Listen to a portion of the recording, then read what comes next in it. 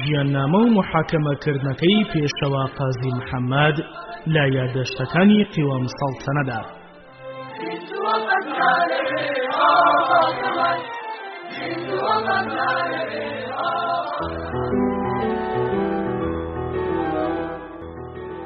وەرگێڕانی موکری، خوێندنەوەی هاوبیر عومەر، کاری دەنگ سۆران عەبدوڵڵا. ئەڵقەی یەکەم. ژیاننامەی قازی محەممەد. شەهید قازی محەممەد کوڕی قازی عەلی کوڕی میرزا قاسم کوڕی میرزا ئەحمەدە. لە ساڵی 1901 زاینی لە شاری مەهاباد لەدایک بووە. دایکی لە تیرەی فەیزوڵڵا بەگیە کە ئەوانیش لە مێژەوە ناو ناوبانگێکی گرنگیان هەبووە لە وڵاتی موکریاندا. پێشەوە لە 21 مارتی ساڵی 1947 بە دەستی کۆنەپەرستانی ئێران لە مەهاباد و لە مەیدانی چوارچرا لە سێدارەدرا لەگەڵ هاوڕێکانی لە پێناوی ئەو بیر و باوەڕەی کە لەگەڵ خوێنیان تێکەڵ بوو لەسەر ئەو سوێندەی لە کاتی خۆیان خواردی کە تا دوا هەناسەی لەگەڵ خەڵکا بێ. قازی محەممەد پیاوێکی کەڵەگاد چوارشانە بەخۆ بوو، ڕیشێکی تەنیکی کارەبایی هێشتبەوە، هەمیشە زەردەخەنە بە دوو لێویەوە دیار بوو، ڕووخۆش و لەسەرخۆ و هێمن بوو، جلوبەرگێکی سادەی مەلایەنەی لەبەر ئەکرد کە ئەگەر نابەڵەدێک چاوی پێ بکەوتایە وای ئەزانی مەلایەکی لادەی ئەو وڵاتەیە. هەموو علومی ئاینی تەواو کردبوو، هەر لە سنووری ئەو علومانەدا نەوەستا بوو، بەڵکو لە زانیاری نوێدا دەستێکی باڵا و پایەکی بەرزی هەبوو. لە خوێندنەوەی پەڕاوی بێگانە درێژی ناکرد، تەنانەت زمانی ڕووسی و ئینگلیزی بە گفتوگۆ خوێندنەوە ئەیزانی. لەو سەردەمەدا کە بۆ یەکەم جار قوتابخانەی تازە لە مەهاباد کراوەتەوە، قازی محەممەد کراوە بە سەرۆکی فەرهەنگی ئەو ناوچەیە، بێ ئەوەی یارمەتی و موچە لە میری وەربگرێ و خەڵکی زۆر هەن ئەدا بۆ فێربوونی زانیاری و هەموو جۆرە هونەرێ. پیاوێکی پێشکەوت و دڵپاک بوو، بەرهەڵستی عەشیرەتگەری زۆر بەتوندی کردووە، بەو بۆنەوە زۆر جار دەرەبەگەکان دوژمنایەتیان لەگەڵدا کردووە، چونکە هەرگیز لایەنی ڕەنجبەران و جوتیارانی کوردی بەرنەداوە. گیانی دموکراتی و نیشتیمان پەروەری کارێکی گرنگی کردبووە سەرهەست و بیر و باوەڕی. بنەماڵەی قازی محەممەد هەر لە سەرەتای شەڕی جیهانی یەکەمەوە ناوبانگیان دەرکردووە لە موکریاندا. قازی محەممەد لە دواییدا بەهۆی چالاکی و وریایی خۆیەوە توانی ئەم دەسەڵاتە معنەویە و سەرانسەری کوردستانی ئێرانی پێبگرێتەوە. ئەم بنەماڵەیە بەلای زۆربەی کوردەکانەوە بەڕێز و خۆشەویست بوون. پیاوی هەڵکەوت و ناوداریان هەبووە، وەک میرزا فەتاحی قازی کە لە پێناوی هێنانی یاسای دەستوری مەشروطەدا زۆر تێکۆشاوە، بەو بۆنەوە ماوەیەکی زۆر لە تەرەن لە زیندانە بەند کراوە، چونکە لە دژی ڕژەمی دیکتاتۆری ئەو سەردەما خەباتی کردووە. پێشەوە هەر لە سەرڕەویەی باوک و باپیرانی بەردەوام بوو، ڕابردووی خاوێنی ئەوان پاڵی پێوەنا کە زیاتر لە ڕێی وڵاتی کوردستان تێکۆشان بکە. لە ساڵی 1938 کە قازی عەلی باوکی کۆچی دوای کرد، ئەرکی سەرشانی زیاتر بوو، کرا بە قازی مەهاباد. لە ڕاستیدا هەر چەندە بە میرات بوو، بەڵام خۆی زۆر شایستەی و پایە بوو، توانی بە شێوەیەکی ڕێک و پێک فەرمانەکانی جێبەجێ بکات.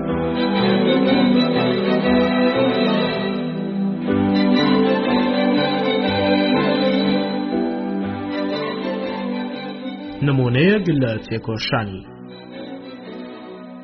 لە پێش ئەوەدا کۆمەڵی ژیانەوەی کوردستان بێتە کۆڕی خەباتەوە، قازی محەممەد لە سیەکانی سەدەی بیستەمدا پەیوەندی بە حیزبی خۆی بوونەوە هەبوو کە لە ساڵی 1927 ئەم حیزبە لە کوردستانی تورکیا بە هاوکاری ئیحسان نووری پاشا شۆڕشیان بەرپا کرد.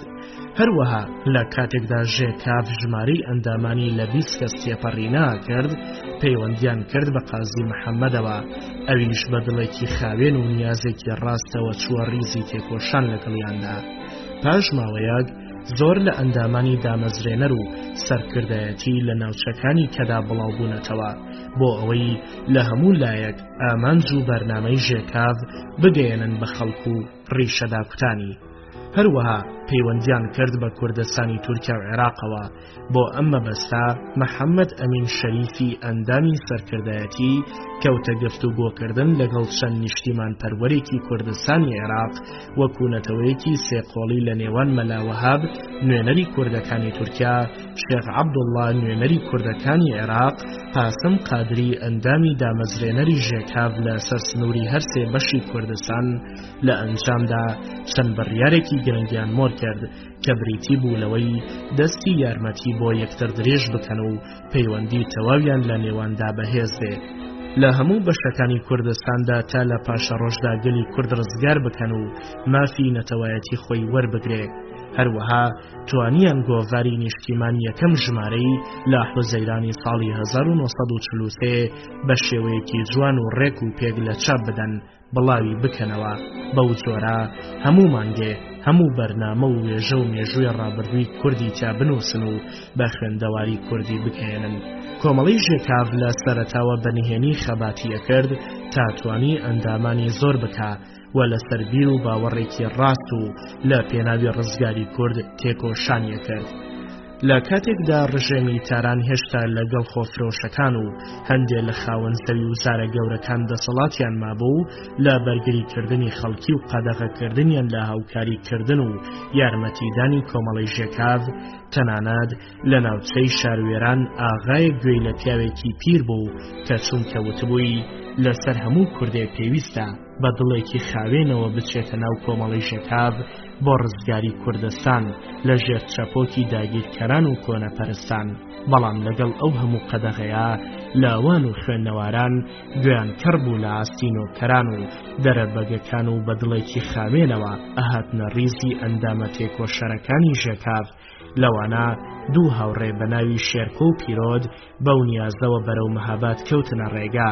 پاشماوەیەک بە پیاوێک گەیشتن لە کۆمەڵی ژیانەوە بوو بە ڕووخۆشیەوە بەخێرهاتنی کردن. ئەوانیش وەڵامیاندایەوە و لێیان پرسی ئایا ئێمە چۆن ئەتوانین پەیوەندی بە کۆمەڵەوە بکەین تاکو شان بەشانی ئەندامەکانی پێویستی سەرشانی خۆمان جێبەجێ بکەین. میرزا قوتیاز وتی من ئەندامێکی کۆمەڵی ژیانەوەی کوردستانم و ئەتوانم بە ئاسانی ڕێگا و شوێن بۆ ئێوە دابنێم. و ئێستا منیش بۆ مەهاباد ئەڕۆم لەگەڵم وەرن. هەرسێکیان بە دڵێکی پڕ لە هیوە و ئاواتەوە کەوتنە ڕێ. ئێوارە وەختێ کە نزیکی شاربوونەوە میرزاوتی باوچانێ لە باخی قازی بدەین تا دنیا تاریگەکە. پاش ئەوە ئەچین بۆ ماڵی کاکسوار کە مردێکی تەواوە و ئەندامێکی بەرزی دڵسۆزە و من پەیوەندیم لەگەڵ ئەو هەیە. پاش ئەوەی دنیا تاریک بوو هەرسێکیان ڕووە و ماڵی کاکسوارە دەستیان کرد بە ڕۆیشتن و میرزا هەردووکانی پێشکەش کرد و چەند گفتوگۆیەکیان دەربارەی ڕێخستنی ناوی نهێنی درێژە پێدا. لە ئەنجامدا کاکسوار وتی سبەی شەو هەردووکتانە بین بۆ لای کاکبینایی. هەندێک لە هەڤاڵەکانی ترمان لەوێ ئەبن تا بزانین چیمان بۆ دیاریەکەن. کۆمیتەی سەرکردایەتی کۆمەڵی ژێکاو لە چەند هۆدەیەکی پیاوێکی دەوڵەمەندی نیشتیمان پەروەردا کۆبوونەوەیانە کرد کە ئەم پیاوە لە فەرمانڕەوایی ڕەزاشادا زۆر جار تووشی گیر و گرفت و چەرمەسەری ببوو. یارمەتیەکی دڵسۆزانەی کۆمەڵی ئەدا و کەم کەس گومانی پێکرد. بۆ سبەی شەو هەر چواریان میرزا و ئازەر و برا و کاکسوار بەرەو جێگەی کۆبوونەوەی نهێنی کاکبینایی ڕۆیشتن. کاکسوار وتی ئێوە لەم کۆڵانەدا بوەستن تا من ئەڕۆم و ئەگەڕێمەوە بۆ لاتان. ئەوستا هەمومان ئەچینە ژوورەوە. پاشانەوەی کاکسوار گەڕایەوە هەمویان ڕۆیشتن و تەقەیان لە دەرگادا. بۆیان کرایەوە بە شێرخانێکی تاریکدا چوونە ژوورەوە. سەرکەوتن تا گەیشتنە ژوورێ. چرایەکی کەسی تیادا گیرسا بوو، کەسی تیا نەبوو. پاش ماوەیەکی کەم پیاوێک هاتەلایەن و وتی شەوتان باش. کاکسوار و میرزا دەست بەجێ هەستانە سەر پێ. ئازەر و براش ئەوانیش بە چاوبڕین لەوان هەستان چونکە قازی محەممەدیان نەئەناسی هەرچەندە ناو و ناوبانگیان بیستە بوو. کاکسوار وتی قوربان ئەو دوولاوەی باسم کردن ئەم ناوانان. ناوی نهێنی و ئاشکرەی هەردووکانی پێوت. کاکبینایی پەردەیەکی هەڵدایەوە و لە ناو تاقێکدا نەخشەیەکی هێنایە خوارەوە و دەستی کرد بە باسکردنی خاشی کوردستان کە چۆن تا ئێستا بە بەشکراوی ماوەتەوە و هۆیەکانی چییە و چۆن لە دوا ڕۆژدا توانین یەکی بخەینەوە و وڵاتێکی سربەخۆی خاوەن سنووری لێ پێک بهێنین. پاش چەند گفتوگۆیەکی تر کۆبوونەوەی ئەو شەوە تەواو بوو، هەمویان هاتنە دەرەوە. هەر لەو ماوەیەدا ڕۆژێک بڵاو کرایەوە کە قازی محەممەد لە مەیدانی چوارچرا وتارێکەدا پاشەوەی خەڵکێکی زۆر بۆ گوێگرتنی کۆبوونەوە کاتێک پێشەوە چووە سەر شوێنێکی بەرز، ئازر و برا لە پیاوێکیان پرسی کە لە نزیکیانەوە وەستا بوو گوێی لە وتارەکە ئاگرت. ئەرێ براگیان، وتیان قازی محەممەد وتارەدا، خۆ ئەو نییە، ئەوە هاوڕێی ئێمەیە. ئەویش کە بۆی دەرکەوتە و دوو کەسە خەڵکی مەهاباد نین و نەشارەزان وتی بەڵێ ئەوەیە قازی محەممەد، کە ئەمەیان بیست لە بەرخۆیانەوە شەرم دەیگرتن و سەیری یەکتریانە کرد، چونکە لە کاتی کۆبوونەوەدا بە گوێرەی پێویست ڕێزیان نەگرتووە. بە هەر جۆر بوو ئەوانیش گوێیان شل کرد تا وتارە بە نرخەکەی تەواو کرد. دوای ئەوانیش لەگەڵ هەموو خەڵکی بڵاوەیان کرد. بڕیاروا بوو کە سبەی شەویە و ڕۆژات لەگەڵ کاکبینایی کۆبنەوە وەک جاران، بەڵام بە کاکسواریان ود ئێمە تا ئەمڕۆ نەمانزانیوە کە ئەوە قازی بوو. کاکسوار هاتە زمان، هەتا خوا حەز بکا خۆی بە سادە ئەگرێ، هەر کاتێ بچنەوە لای نەکەن شەرم بکەن. لەو ئێوارەیەدا کە بە یەک گەیشتین لە شوێنی جاراندا کاکبینایی دانیشت بوو، ویستیان دەستی ماچکەن، بەڵام قەدەغەی کردن و نەیهێشت، فەرمووی دانیشن. کتوپەر کاک پیرۆت خۆی نەگرت و وتی قوربان جەنابی قازی، لێمان ببوورە تاو کاتەی وتارەکە نەمان ناسیویت. ئەویش ئەمەی پێ ناخۆش بوو، پێیوتن ئەوە لە کێیەوە بۆ ئێوە بووم بە جەنابی قازی، مەگەر ناوی منتان لەبیر چۆتەوە. من لای ئێوە ناوم کاکبیناییە نەک جەنابی قازی و بەس. تەنیا مەبەستم ئێوە نییە، بەڵکو هەموو برادەرێ پێویستە ناوی نهێنی بەکار بێنێ، نەوەک دوژمن شارەزایی پەیدا بکا بە سەرناوی ئەندامانی کۆمەڵی شێکاف. براکانم، منیش وەک ئێوەم، هیچم لە ئێوە زیاتر نییە. لە مەولا ئەگەر هەر وەک دەستەبرایەکی خۆتان سەیرم نەکەن، لێتان دڵگرانە بم. ئەو سادەی و گفتوگۆ شیرینانەی کاکبینایی پەردەی شەرمی لە ڕووی ئارزر و برادا لابرد. لە پاشان بە درێژی باسی مێژووی کورد و چەند ئامۆژگاریەکی تری بۆ کردن، بۆ بەیانی ڕۆیشتن بۆ ناوچەی تەرگەوەر بە فەرمانی کاکبینایی.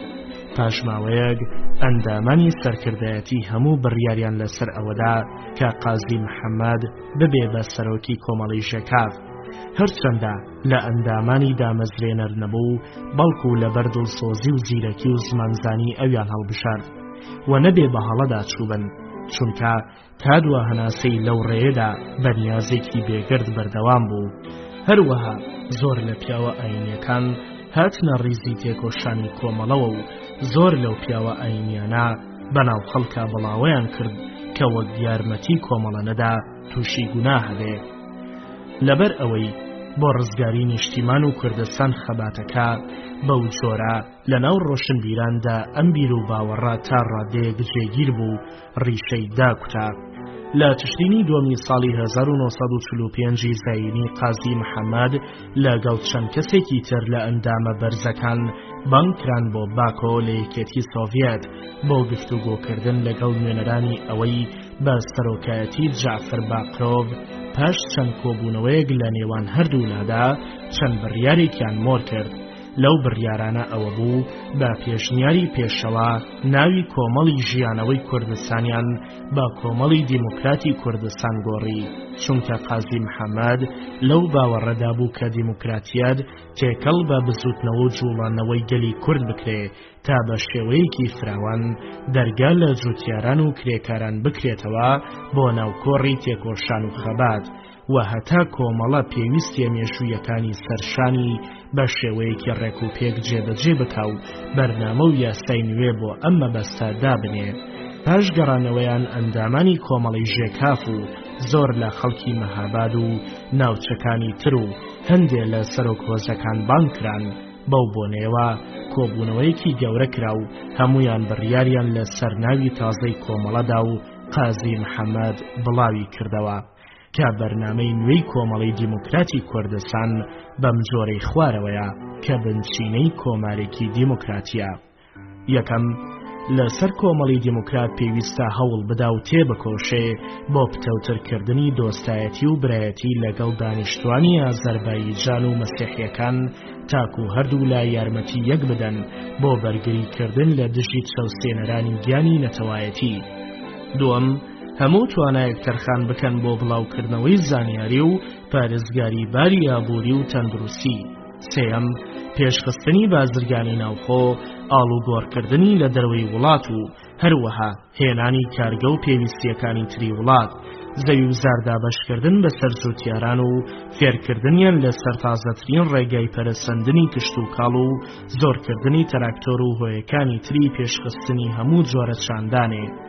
چوارەم، لەسەر هەموو کوردەکانی ئێران پێویستە ئامادە بن بۆ تێکۆشان و خۆیان بخەنە ژێر فەرمانەوە بۆ دامەزراندنی کۆمارێکی خۆی و دیموکراتی لە کوردستانی ئێراندا و ئیش و کاری ئەم کۆمارە هەموو بەدەست خۆیانەوە بێ و هەموو فەرمانبەرانی کورد بن. پێنجەم، زمانی کوردی ڕەسمی بێ لە وڵاتدا و لە هەموو فەرمانگە و قوتابخانەکاندا و لە هەموو پۆلێکدا. شەشەم، ئەنجومەنی تازە هەڵبژێرن بە گوێرەی یاسای نوێ لە هەموو هەرێمەکانی کوردستاندا بۆ ئەوەی چاودێری هەموو ئیش و کاری وڵات بکە بە شێوەیەکی ڕێک و پێک. ئەڵقەی دووەم، هەڵکردنی ئاڵای کوردستان. کۆمەڵی دیموکرات لە فەرمانەکەی خۆی دوانە ئەکەوت و بە وردی ئیش و کاری خەڵکی ناوچەی جێبەجێ ئەکرد. ڕۆژ بە ڕۆژ زیاتر پەیوەندیان بە تارانەوە کەستر ئەبوو. لە ڕۆژی 16 ساڵی 1945 خەڵکێکی بێشومار لە مەیدانی چوارچرا کۆبووە و بەو بۆنەوە ئاهەنگ و زەماوەندێکی گەورەیان بەرپا کرد کە هەمووی خۆشی و ئاوات و بەختیاری بوو. لەو ڕۆژە مێژوویەدا قازی محەممەد بڵاوی کردەوە کە لە ئێستاوە وڵاتی موکریان لە ڕژێمی کۆنەپەرستی تەرانجیا بووە و ئەمەش نمونەیەکە بۆ هەموو بەشەکانی تری کوردستان و تۆیەکە بۆ یەکگرتنی هەموو کورد بەو جۆرەوە بە دڵێکی پڕ لە هیوای تینوی سەدان ساڵی ئەم کەلا. ئاڵای ڕژێمی تاران لەسەر هەموو فەرمانگە و قوتابخانەکانەوە داگیرایە خوارەوە و لە جێی ئەودا ئاڵای کوردستان هەڵکرا. ئاڵاکە لەسەرەوە سوور، لە ناوەڕاستە سپی، لە خوارەوە سەوز، لە ناوەسپیەکەدا کە چوار ئەوەندەی هەریەکە لە بەشەکانی تر ئەبوو، نیوە کوڕە ڕۆژێ کە دوو گوڵە گەنم لەم لاولایەوە بە ڕەنگی زەرد هەبوون و بەسەریەوە پێنووسێک هەبوو لە سەراوەردی هەمویانەوە نووسرا بوو دەوڵەتی جمهوری کوردستان. ئەم ئاڵایە لە هەموو ئەو ناوچانەدا کە لە ژێر دەسەڵاتی کۆمەڵە و سوپای شۆڕژگێڕاندا بوون هەڵکرا بە ئاهەنگ و وتار و هەموو خۆشیەکەوە. لە شاری نەغەدا کاپتن محەممەد قوچی لە کاتی هەڵکردنی ئەم ئاڵایەدا وتارێکی مێژووی بە نرخی بەم بۆنەیەوە لە ناو خەڵکێکی زۆردا خوێندەوە و وتی: گەورەکانم، ئەی گەلی بە شەرەف خۆشەویستان، ئەی کرێ کار و جوتیار و سەپان و پاڵەی بەنرخ، ڕۆژ بەسەر شۆڕشی پیرۆزی میلی کووردا هەڵات. ئەمڕۆ گەورەترین و پیرۆزترین ڕۆژە، بۆیە ئەبینین هەڵۆی بەهێزی کورد بە چنگی ئاسنینی خۆی ئەو ئاڵا پیرۆزە هەڵەکات. برایان، پیرۆزبایی لە خۆم و گەلی کوردستان پێشکەش ئەکەم و پیرۆزبایی لە هەموو میلەتێکی برا و ئازادی خوازەکەم. هەروەها وتی: ئەی گەلی کورد، ئەزانی ئەم ئاڵایە چی ئەڵێ؟ ئەڵێ ڕەنگی سوورم نیشانی جەنگاوەری و نەبەزی گەلی کورد و ڕەنگی سپیم نیشانەی خاوێنی و دڵپاکیە کە میلەتێکی نەجیبە و گیانێکی ڕاستی هەیە. ڕەنگی سەوزم هاوارەکە خاشی کوردستان پڕ لە دەغڵ و دان و زێڕ و زیوە. هەروەها ئەڵێ وا ڕۆژی سەربەستیمان هەڵات. دووبارە ئەی جووتیاران، ئەو دوو گوڵە گەنمە نیشانەی تۆیە. تۆش هەوڵ بدە بۆ بەرهەمهێنانی بەرووبوومی وڵاتەکەت. پێنووس هاوارەکە بۆ پەرەسەندنی زانیاری و هەموو جۆرە خوێندنەواریەک لە ناوگەلدا.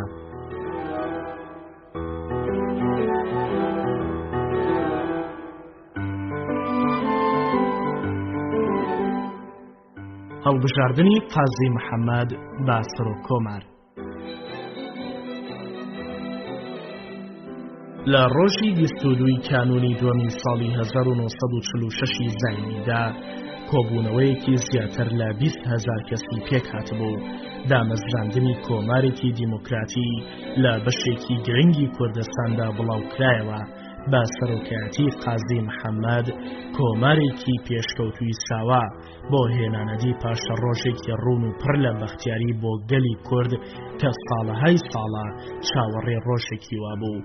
بەو جۆرە لە مەیدانی چوارچرا کە ڕەنگین کرابوو باڵای کوردستان و بە شێوەیەکی جوان ڕازا بوویەوە کە شایەنی ڕۆژێکی مێژووی وابێ، پێشەوە بە جلوبەرگی ژەنەراڵیەوە لە شوێنێکی بەرز کە بە تایبەتی بۆ ئەو ڕۆژە دروست کرابوو لە هەموو خەڵکەوە دیار بوو، تاقێکی ڕازاوە کە بە گوڵ و ئاڵای وڵات و وێنەی سەرۆک نەخشین کرابوو لەو شوێنەدا ڕاوەستا بوو. فەرمووی و ئەمڕۆ گەلی کورد توانی کۆمارێکی خۆی پێک بهێنێ و بتوانێ وەک گەلێکی سربەخۆ لە خاکی خۆیە بە ئازادی بژی. با ئێمەش تەکانی بە خۆمانە بدەین و دوای خوێندن و سەنعەتکەوین، فەلاحەت و کشت و کاڵی وەک خەڵکی لێ بکەین، میللەتمانی پێدەوڵەمەندکەین، کارخانان بنین، ئەو هەموو کانگا و معدەنانەمان باوە دەرخین و با سەنعەتی ئەوانە وڵاتی خۆمانی پێ بڕازێنینەوە. ئێمە چی قازانجی میلەتی کوردی تێدایە دەبێ بیکەین و سایش بکەین نەتیجەی هەوڵ و تەقەلاکەمان وابێ کە لە پێشدا ڕەچاومان کردووە. جاگروا دەرچوو ئێمە وەزیفەی میلی خۆمان بەجێگەیاندووە و نابێ ناومێدیش بین. دڵی خەڵکەکە هەموو وەک گوڵگەشایەوە بە موتارە بەنرخە لەو ڕۆژە پیرۆزەدا. اینجا محەممەد حسین سەیفی قازی ئەویش بە جلوبەرگی ژەنەراڵیەوە لە تەنیشت پێشەواوە ڕاوەستا و هەڵبژاردننی قازی محەممەدی بە سەرۆک کۆمار بڵاو کردەوە. با ڕەزامەندی هەموو چینەکانی گەل دووبارە سەرۆک کۆمار سپاسی هەموو خەڵکی کرد بۆ ئامادەبوون و هاتنیان بۆ ئەم ئاهەنگە و ئەویان هەڵبژارد و جێی باوەڕی هەمویانە و لێی دڵنیان. سەربازانی کورد و قوتابیانی نمایشێکی ئێستیعرازی ڕێکوپێکیان بەو بۆنەیەوە گێڕا. لە دوایی کۆتایی ئەمە هەنگە مێژوویەدا خەڵکەکە هەموو بڵاوەیان لێ کرد. پاش ئەوەی قازی محەممەدیان بە سەرۆک کۆمار هەڵبژارد، ئەویش کەوتە ڕاوێژ و گفتوگۆ لەناو ئەندامانی کۆمەڵی دیموکرات و هەندێک لە نیشتیمان پەروەرانی تر بۆ پێکهێنانی وەزارات. لە ڕۆژی 11 دوی ساڵی 1946 زاینی وەزارات بەم جۆرەی خوارەوە دانرا. حاجی بابەشێخ سەرۆک وەزیران، محەممەد حسین سەیف جێگری سەرۆک وەزیری بەرگری، مەنافی کەریمی جێگری سەرۆک وەزیری پەروەردە و زانیاری، محەممەد ئەمین موعینی وەزیری ناوخۆ، عەبدوڕەحمان ئیلخانی زادا وەزیری دەرەوە، محەممەد ئەیوبیان وەزیری تەندروستی، محمود وەلی زادا وەزیری کشت و کاڵ، خەلیلی خەسرەوی وەزیری کار و فەرمان، ئەحمەدی ئیلاهی وەزیری ئابووری، مەلا حسێن مەجدی وەزیری داد، مستەفای داودی وەزیری بازرگانی، صدیقی حەیدەری وەزیری ڕابەری، ئیسماعیل ئیلخانی وەزیری ڕێگاوبان، کەریمی ئەحمەدی وەزیری پۆستە و تەلەفۆن.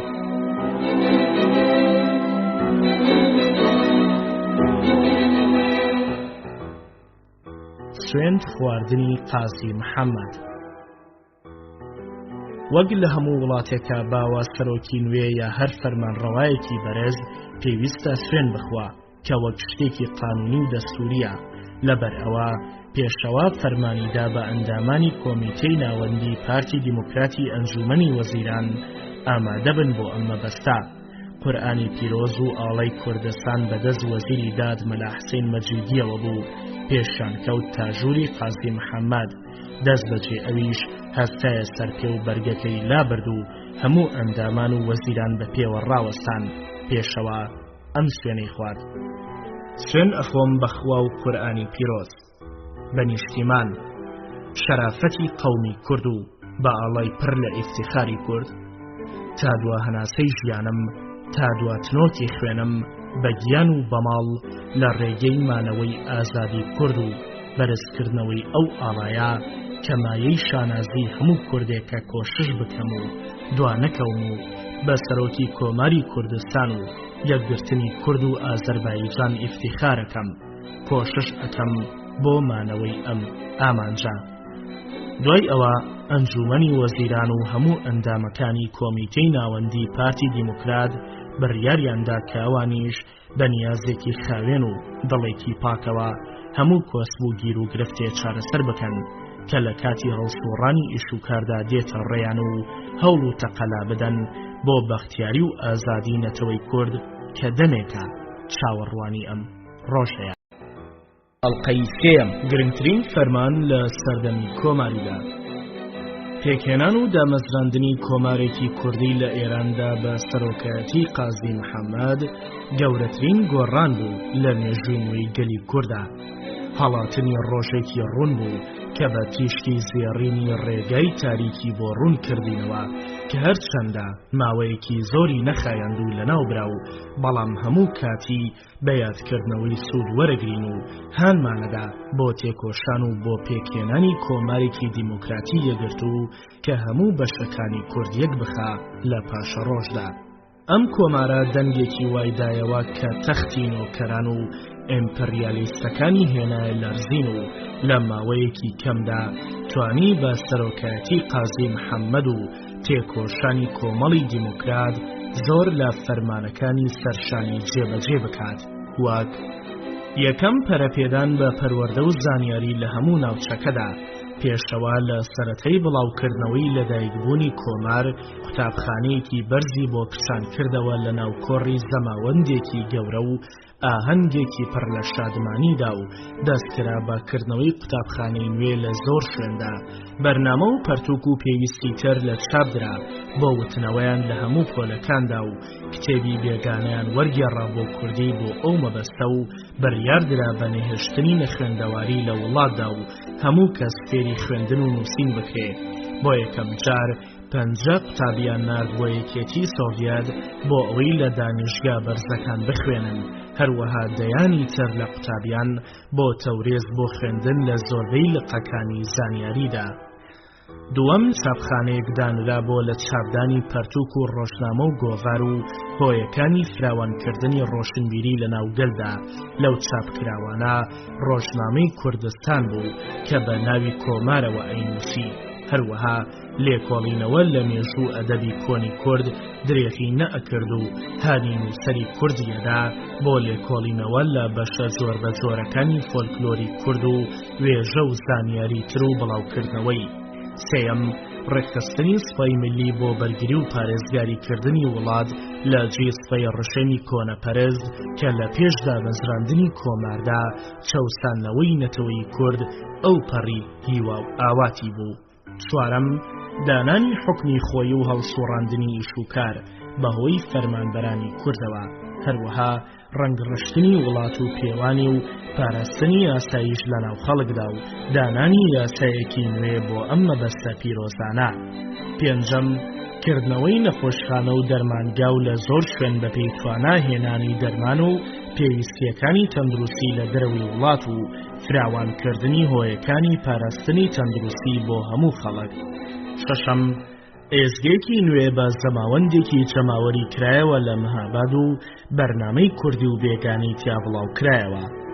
حوتەم پێکێنان و ڕێخستنی یەکێتی لاوان و ئافرەتان بۆ ئەوەی وەک ویلایەتە پێشکەوتوەکان ئافرەت شان بەشانی پیاو بتوانێت زۆر لە ئیشوکاری وڵات جێبەجێ بکە، مافی خۆی بپارێزێ. هەروەها یەکێتی جوتیاران و جوتیاران و کرێکاران و بنجبەستکردنی ئیشوکاریان کە بتوانێت زەوی وزار بگرنەوە ژێر دەستی خۆیان و لە چنگ دەرەبەگەکانی بستێنەوە. هەروەها فراوانکردنی ئیشوکار بۆ زەحمەتکێشان و ڕەنجبەران هەموو ئەم ڕێکخراوانە تێئکۆشان بۆ چەسپاندنی دموکراتیەت و بەختیاری بۆ گەلەکەیان.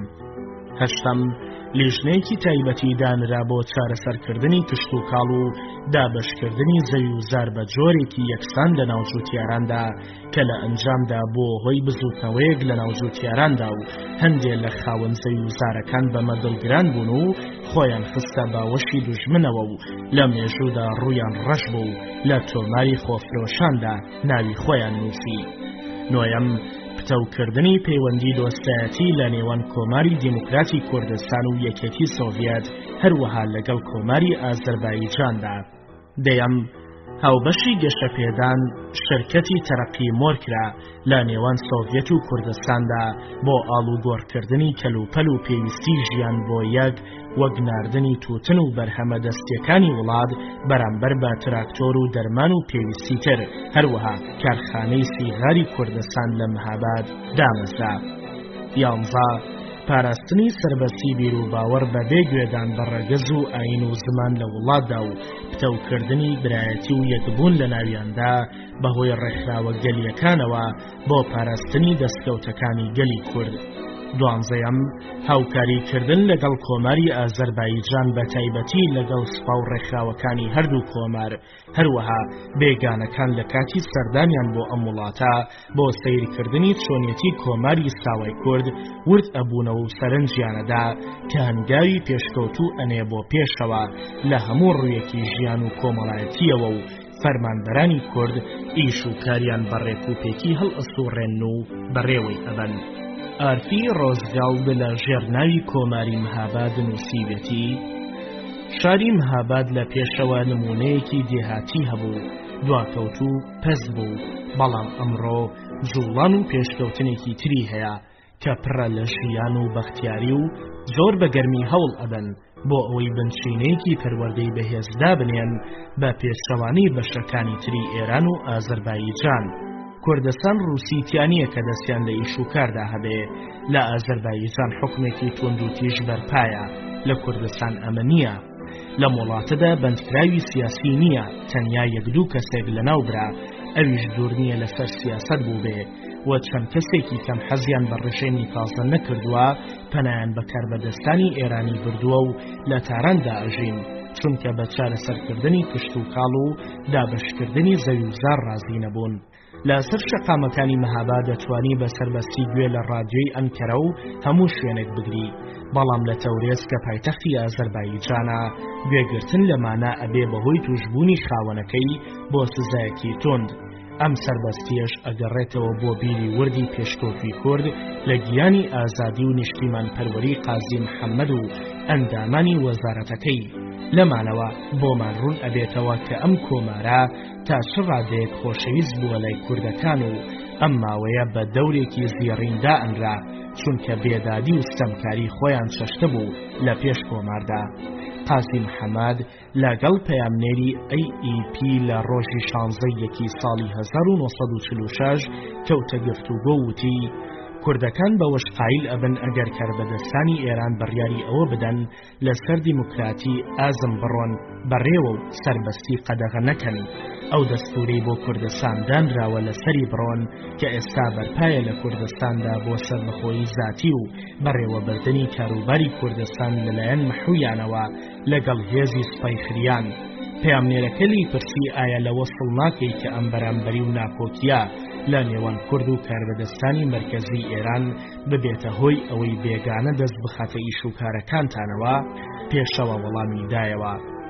باری کوردستان زۆر جیاوازی هەیە لەگەڵ باری ئازەربایجاندا، چونکە کوردستان لەلایەن هێزی سوپای سۆڤێتەوە داگیر نەکراوە، هەر لەو کاتەوە ڕەزاخان لەسەر حکوم نەماوە، نە ژەندرمە و نە ئەمنیە و نە هێزی سوپا نەیتوانیوە بێتە کوردستانەوە و پێبڕی ئەم ناوە بووە.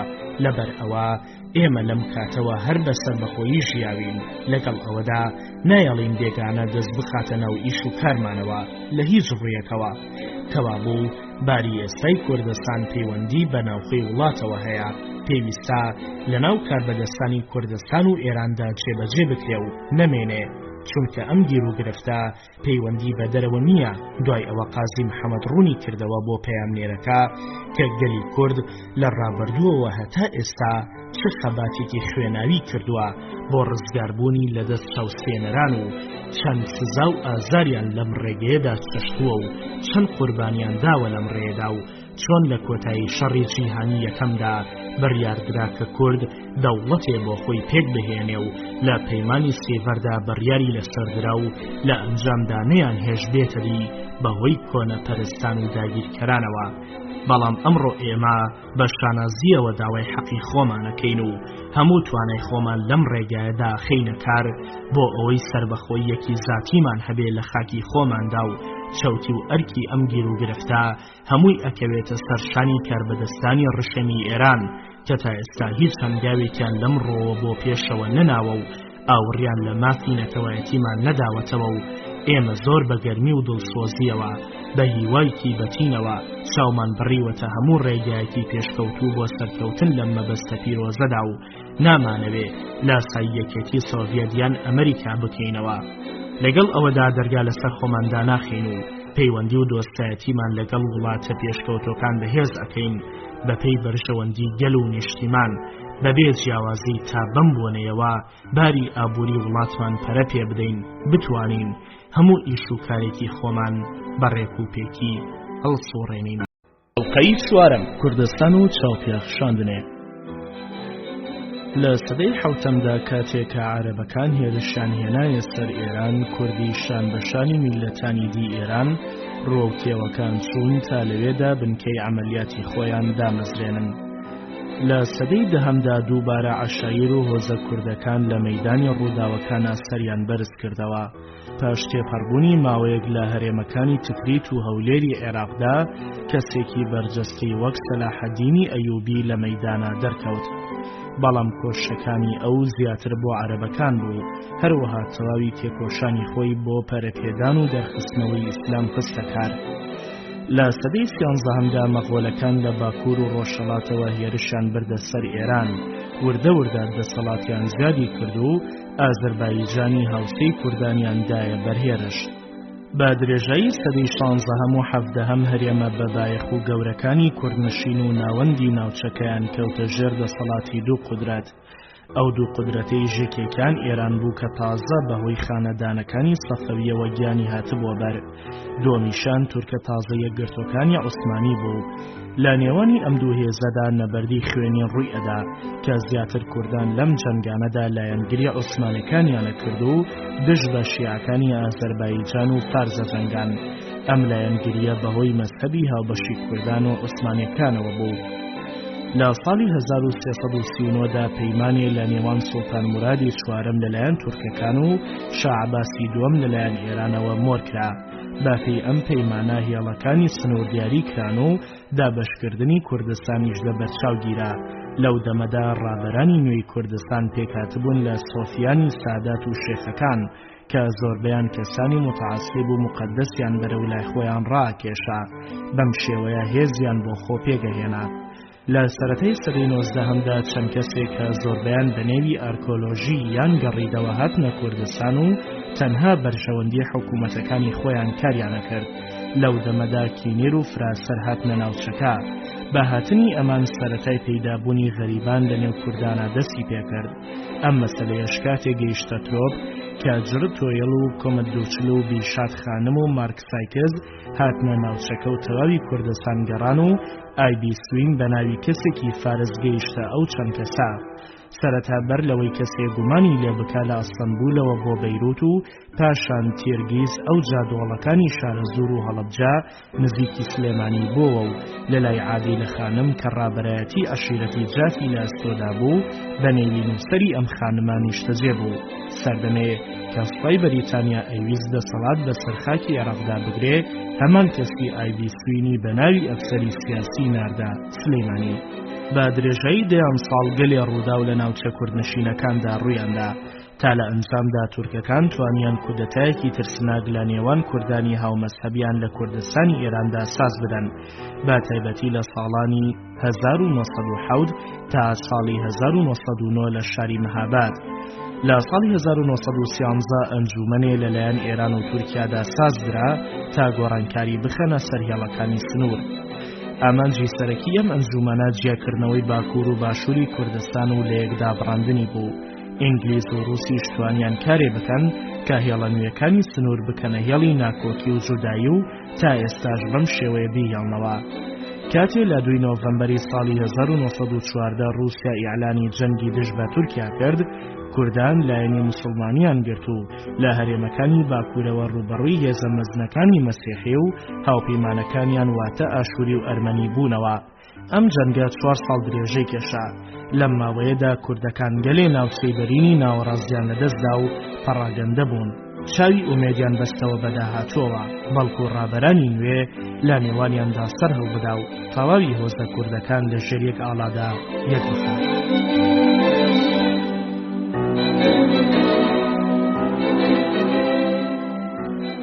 کوردستان و جەنگی یەکەمی جیهانی. کوردستان و یەکەم جەنگی جیهان دەستێک لە کوردەکان لە ڕۆژی 22 جانیوەری ساڵی 1946 لە مەهاباددا کۆبوونەوە. باوەڕیان وابوو وا لە باو باپیرانی خۆیان بیستبوویان کە لە جەنگی جیهانی یەکەمدا ئەزیەتی زۆریان چەشتووە. تورکەکان لە سایی فیداکاری و لە خۆبوردنی لە ڕادەبەدەری کوردان ناوبانگیان دەرکردبوو. ئەو پێکدادانەی کە لە ئازەربایجان و ڕۆژهەڵاتی تورکیادا ڕوویدا بوو بۆ هۆی ئەوەی سوپای ڕووسیا لە ئێراندا ئامادە بن. لە ساڵی 1990دا ڕووسیا پەیوەندی خۆی لەگەڵ شای ئێراندا بچڕاند. ئەویش سەبارەت بە شۆڕشی مەشروتیە کە دوورخرابەوە و هەر ئەو دەما ڕووسیا هێزی سوپای خۆی لەسەر سنوورەکانی باکووری ئێراندا بە تایبەتی لە ئازەربایجانی ڕووسیادا کۆکردەوە و لەوێدا داینان. جێی سەرسوورمان نییە کە پاش ئەعلانی بێلایەنی ئێران دووبارە تورکەکان لە 29 دیسەمبەری ساڵی 1990دا هێزی سوپای خۆیان بە فراوانی سەرەوشێری ئێران کرد. پاش 10 ڕۆژ تەوریێزیان داگیر کرد، بەڵام لە شەردا ڕوبەڕووی بەرگری هێزەکانی ڕووس بوونەوە. لە 30 جانیوەریدا ڕووسەکان لە خۆرنشین و هەرێمەکانی کوردنشینەوە بەو دیوی دەریاچەی ورمێدا ڕێیان گرتە بەر. کاتێ ویستیان بچنە شاری خوی ڕوبەڕووی بەرگری 3000 چەکداری شکاک بوونەوە کە ئیسماعیل ئاغای سمکۆ ڕابەری ئەوانی لە ئەستۆدا بوو. ئەمەرخانی شکاک گەورەیان بوو. هێزی هێرشبەری ڕووس ناوچەکەیان داگیر کرد و هێزی چەکداری کوردانیش بە ڕێگەی ڕۆژئاوای دەریاچەی ورمێ و ناوچە شاخاویەکان ڕۆ سنووری تورکیا پاشەکشیان کرد. لە 25 مانگی مەی پاش 5 مانگی داگیرکردنی تورکیا هێزی سوپای ڕووس لە کاتێکدا لەگەڵ نێردراوەکانی ئەمریکا و مەسیحیەکاندا تێکەڵ بوون هەموو ئەمانە بە یەک دەنگ داوایانە کرد کە بەرە ورمێ بگەڕێنەوە. لە شاری مەهابادا کەسانی چەکداری عەشیرەتەکانی مەنگوڕ و مامەژ ڕوبەڕووی هێزی هێرشبەر بوونەوە. ئەوانیش ڕووە و شاخەکان پاشەکشیان کرد.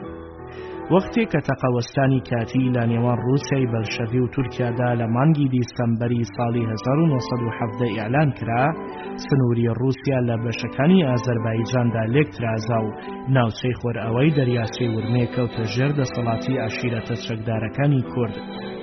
لە پاییزی ساڵی 1950دا هۆزە ئاشوریەکانی ناوچەی هەکاری باشووری تورکیا بە سەرکردەی ڕابەری مەستەبی و میلی مارشەمعون بەڕێی سەڵماس و ورمێدا هاتنە نێو ئێران و بە دوی شوێنێکە گەڕان تا بیکەنە بنکەی چالاکی خۆیان.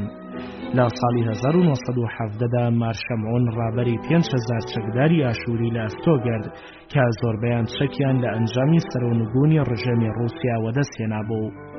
نوێنەرانی وڵاتانی هاوپەیمانان هەوڵیان ئەدا کە ئەمان بەهێز بکەن و ئەشان ویست هێزەکانی ڕووسیا بمێنێتەوە تا بەرامبەر بە تورکەکان قودرەتی بێ و بەردەمیان بگرێ. هەر لە نێوان ڕووسەکاندا دەستەیەک تەتەووعیان کرد و بوونە 6000 چەکداری مەسیحی.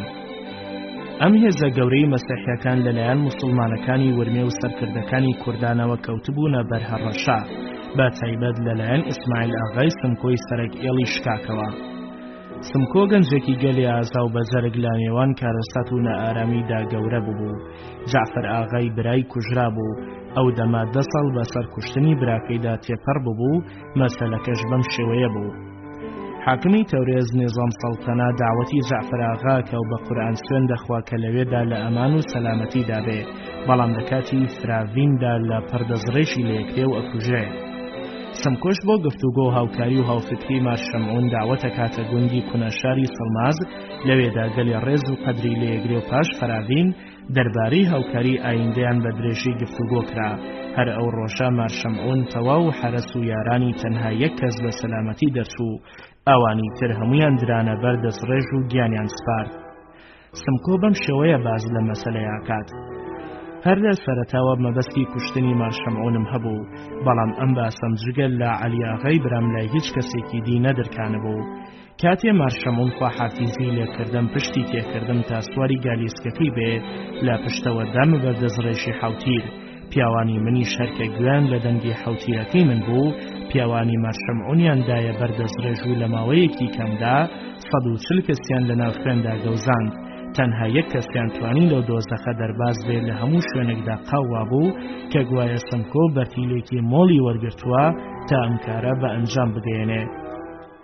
خوشکەکەی مارشەمۆن بڕیاریدا تۆڵەی خوێنی براکەی وەرگرێ، ئاشوورەکانی کۆکردەوە و هێزێکی گەورەی پێکێنا تا کوردان تەفروتونا بکا و لە ناوچەی سەڵماز بەدەریان بکا. کۆمەکی تازەی تورکیا ورەی بە کوردان بەخشی بوو. هێرشی بێئەمانی کوردان هێڵی بەرگری ئاشوورەکانی تێکشکاند. ڕێی بەرەو پێشچوونی مەسیحیەکانی بەرەو باشووری ورمێ پێبڕی. پاشەکشەی ئاشوورەکان بەرەو هەمەدان لەژێر چاودێری بەریتانیادا ئەنجامدرا. زیانێکی زۆریان لێکەوت چونکە کوردەکان بەدوایانەوە ببوون. بگەیشتبانە هەردەیەکیش ئەزیەت و ئازارێکی زۆرەدران. ئەگەرچی پێشبینی ئەم کارە نەئەکرا، بەڵام مەسیحیەکان لەم ڕێیەدا زەرەرێکی زۆریان لێکەوت و زۆربەیان کوژران. لە ساڵی 1990دا لە هەرێمە دوورەدەستەکانی باکووری عێراق هۆزە جۆرا و جۆرەکان ئامادەی گفتوگۆ و تەنانەت شۆڕش بوون. هەر هەمووشان بریان لەوە کردبەوە سەرنج و جارجارش کۆمەکی تورکیا بەریتانیا عەرەبەکانی عێراق بەرەو خۆیان ڕابکێشن.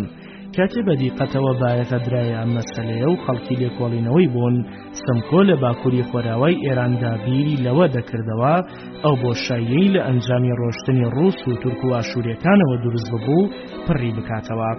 گۆردۆن بادۆک کۆنسوڵی ئەمریکا لە تەورێز لەگەڵ سمکۆ گفتوگۆکا و پێیەڵێ کە ئامادەیە بای $50,000 دراوی زیوی بداتێ بەمەرجێ چاوپۆشی لە فەرهود و تاڵانکردنی نێردراوەکانی ئەمریکا لە تەورێز بکات. حکوومەتی ئێران بە شێوەیەکی زیرەکانە فەرمانڕەوایی سمکۆی بەسەر بەرزاییەکانی ڕۆژئاوای دەریاچەی ورمێ بەڕەسمی ناسی.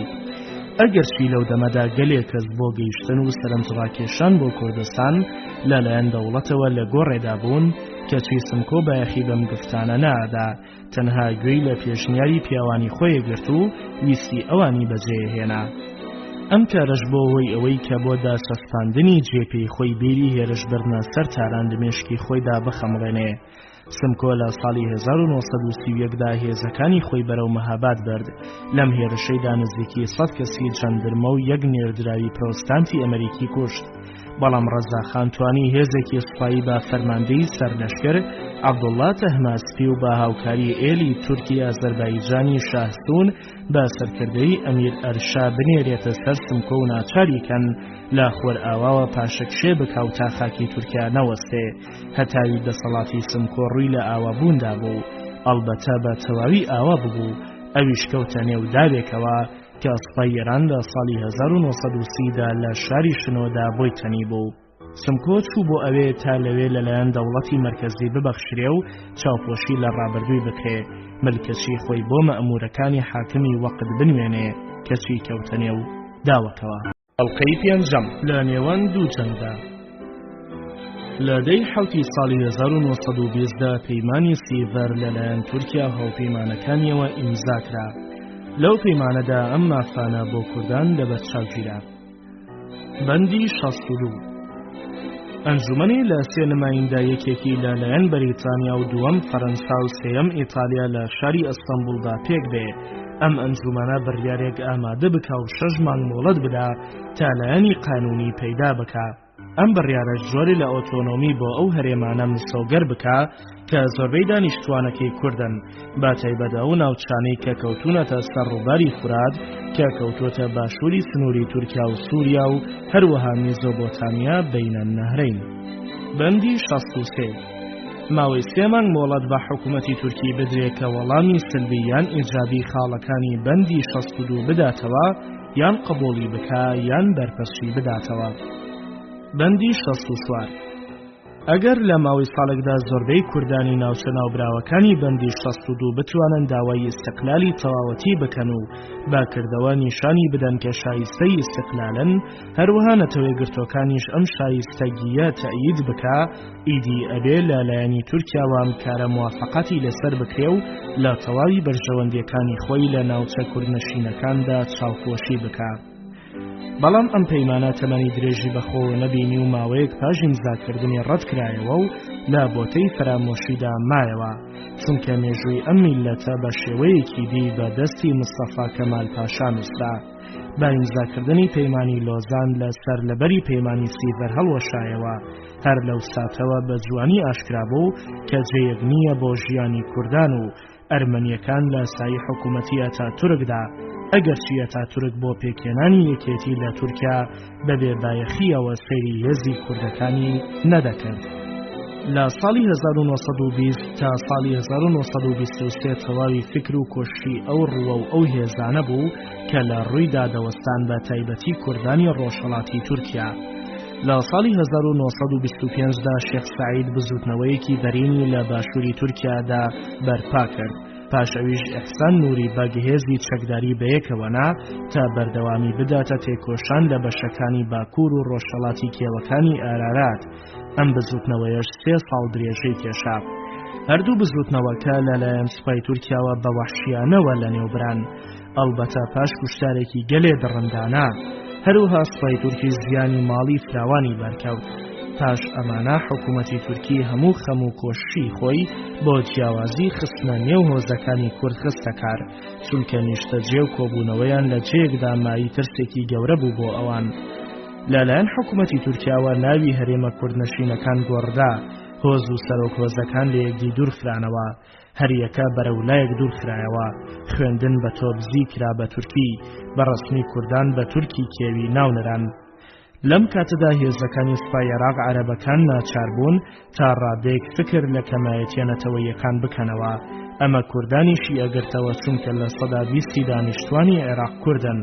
دووبارە کێشەی نوێسەری هەڵدایەوە. شێخ مەحموود لە سلەیمانی و شێخی بارزان لە باکووری کوردستان بزوتنەوەیان سازدا و بەشێ لە ئاشووریەکان چوونە خزمەتی ڕژێم. ئەلبەتە بۆ مەرجە قبوڵەکران دژ بە کوردان بجەنگن. لە ساڵی 1923دا حکوومەتی مستەقیل و نوێی عێراق با چەند بیانوویەک لە پڕدژ بە ئاشووریەکان وەخۆکەوت، کوشتاری فراوانی لێکردن و هەموو ئاواییەکانیانی بە فەرهود برد. لە ئێراندا ڕەزاخان کە پاشان بە ڕەزاشا ناسرایەکێتیەکی نوێی دروست کرد کە زیاتر بە زۆر و تۆبزی و سەرە نێزە و فێڵی جۆراوجۆر و تێکەڵکردنی هۆزەکان بوو. ئەو جا کە سەناسراوەکانی بەرەوتارانیا جێیە دوورەکان دوورخستەوە. بە تۆبزی خوێندنی کردە فارسی و خەڵکی ناچار کردە زبەرداری پۆشاکی میلی خۆیان بن، بۆ حسابەی کە گۆڕانکاری دیوی دەرەوە ئەبێتەمایی گۆڕانکاری دیوی ناوە و ئەیانکەتە کەسانی ڕۆژ ئاوایی. لە ڕۆژی 25 حوتی ساڵی 1941دا هێزەکانی ڕووس و سەربازەکانی ئینگلیز لە باکوور و باشوورەوەی هێرشیان بردە سەر ئێران. پاش چەند ڕۆژێ شیرازی سوپای ئێران لە یەک تەنازا و ئێران داگیر کرا. لە ڕۆژی 16 سپتێمبەری ساڵی 1941دا ڕەزا شا وڵاتی بە کوڕە گەورەکەی محەممەد ڕەزا پەهلەوی سپارد و ئینگلیزەکانیش ڕەزا شایان بۆ دوورگەی موریز دوورخستەوە. قازی محەممەد لە ساڵی 1943 لە مەهاباددا سەرمایەدار یا فیوداڵ بەو شێوەی کە لە شوێنانی دی ئێراندا هەبوون لەوێدا نەبوو. چەند خاڵێ دەبۆ هۆی قودرەت و دەسەڵات، گرنگترینیان سامان. پاش ئەمەیش ناو و ڕسمی بنەماڵە پەیوەندی بەرین لە نێوان خزم و خوێش و ئەنجامدانی خزمەتگوزاری کۆمەڵایەتی لە بەرچاوە ژیرا. بە لە بەرچاوگرتنی ئەم خاڵانە کەم بنەماڵە هەبوون شاندەشانی بنەماڵی قازی بدەن. ئەلبەتە بنەماڵی گەورەی شافعی شەبوو کە کەسی یەکەمیان میرزا ڕەحمەتی شافعی بوو. ئەم بنەماڵەیە 60,000 کەس دەبوون و بەشێکی گەورەی ڕۆژهەڵاتی شاریان لە شەردەستا بوو. بازاری مەهاباد و کێڵگەی بە پیتوبەرینی جادەی میاندوا و هی ئەمان بوو. لە شاری مەهاباددا جگە لە حاجی ڕەحمەد چ کەسێ نەیەتوانی شاندەشانی قازیەکان بدا، بەڵام کاتێک کە ناوچەکە لەلایەن ڕووسەکانەوە داگیرکرا بنەماڵەی شافعی تووشی بێدەنگیەکی سەیر و خەمامێز بوون. قازی محەممەد کوڕی قازی عەلی بوو کە یەکێک بوو لە بەڕێزترین و بەدەسەڵاتترین قازیەکانی ڕۆژگاری خۆی و نەوەی قازی قاسم بوو.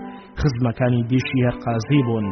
دایکی قازی محەممەد لە ئێڵی فەیزۆڵڵا بەگی سەقزی بوو. قازی محەممەد برایەکی 4 ساڵ لە خۆی بچکۆلەتری هەبوو کە ناوی ئەبوو قاسمی سەدری قازی بوو. هەروەها 3 خوشکیشی هەبوو. لەو ڕۆژگارانەدا باوە بوو قازی بخرێتە بەردەستی مەلاو دەرس بخوێنێ. دەرسە سەرەکیەکانی لەلای باوکیدا خوێند و چەند کتێبی دەربارەی زمان کە لەو سەردەمەدا خوێنرا لە ماڵەوە هەی بوو. بەر لەوەی لەلایەن باوکیەوە بە قازی دامەزرێ بۆوە سەرۆکی ئیدارەی ئەوقافی مەهاباد. با پێچەوانەی قازیەکانی دیکە هەمیشە ڕێخۆیانە گۆڕن، قازی محەممەد هەر لەسەر مەسەلەیەکدا پاش سەرنجان و لێکۆڵینەوە کە ڕاو حکمی خۆیەدا جارێکی دینەی دەگۆڕی. لەو ڕووەدا قەڵافەتی بە شێوەیەک بوو هەر کەسێ ئەوی نەدیبا ناچارە بوو ڕێزی لێ بگرێ. ماڵەکەشیان پەناگای هەموو ئەو کەسانە بوو کە گرفت و کێشەیان هەبوو. زۆربەی ژنانیا کچان دووچاری ناهەمواریە بوون و پەنایانە بردە ئەوێ. هەر بەهۆی ئەم شتانەوە جارجارە دەبووە قاوە کە گوایە قازی پیاوێکی خواناس و زاهید نییە، بەڵکو خۆشگوزەرانترین کەسی دنیاە. ئەلبەتە ئەم جۆرە قسانە کاری دەکردە سەر شەخسیەتە مەزهەبیەکەی، بەڵام کە بێوەژنێکی خواست کۆتایی بەم قسە و قسەڵەوکانە هێنا. قازی درنگژنی هێنا، خانەوادەیەکی گەلێ تەباوپڕ خۆشەویستی پێکەوەنا. قازی کوڕێک و 7 کچی هەبوو. ئەگەر چی تا ڕادێک لە خوێندن دوور کەوتەوە، بەڵام بە قسەی زۆربەی خەڵکی مەهاباد پیاوێکی دنیادیدە و شارەزا بوو. جگە لە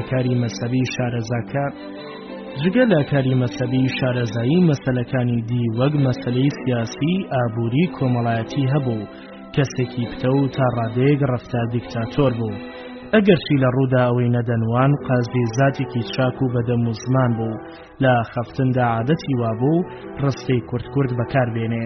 ئەلبەتە توانای سیر لە ڕستەی کووردا هەیە. پاش هەر 3-4 کەلیمەیەک هەڵوێستێکیە کرد. قازی هەمیشە لەگەڵ ئەو بیانیانە کە لە وەخت و ناوەختدا دیدەنی مەهابادیانە کرد گەلێ بەڕێزەوە ڕەفتاری لەگەڵەکردن. دۆستایەتی لەگەڵ ئەمریکیەکاندا گەرم بوو. چەند نێردراوێکی پرۆستانتی ئەمریکا و دکتۆرێکی ئەڵمانی لە مەهاباددا دەژیان و لەگەڵ قازیدا دۆستایەتیان هەبوو.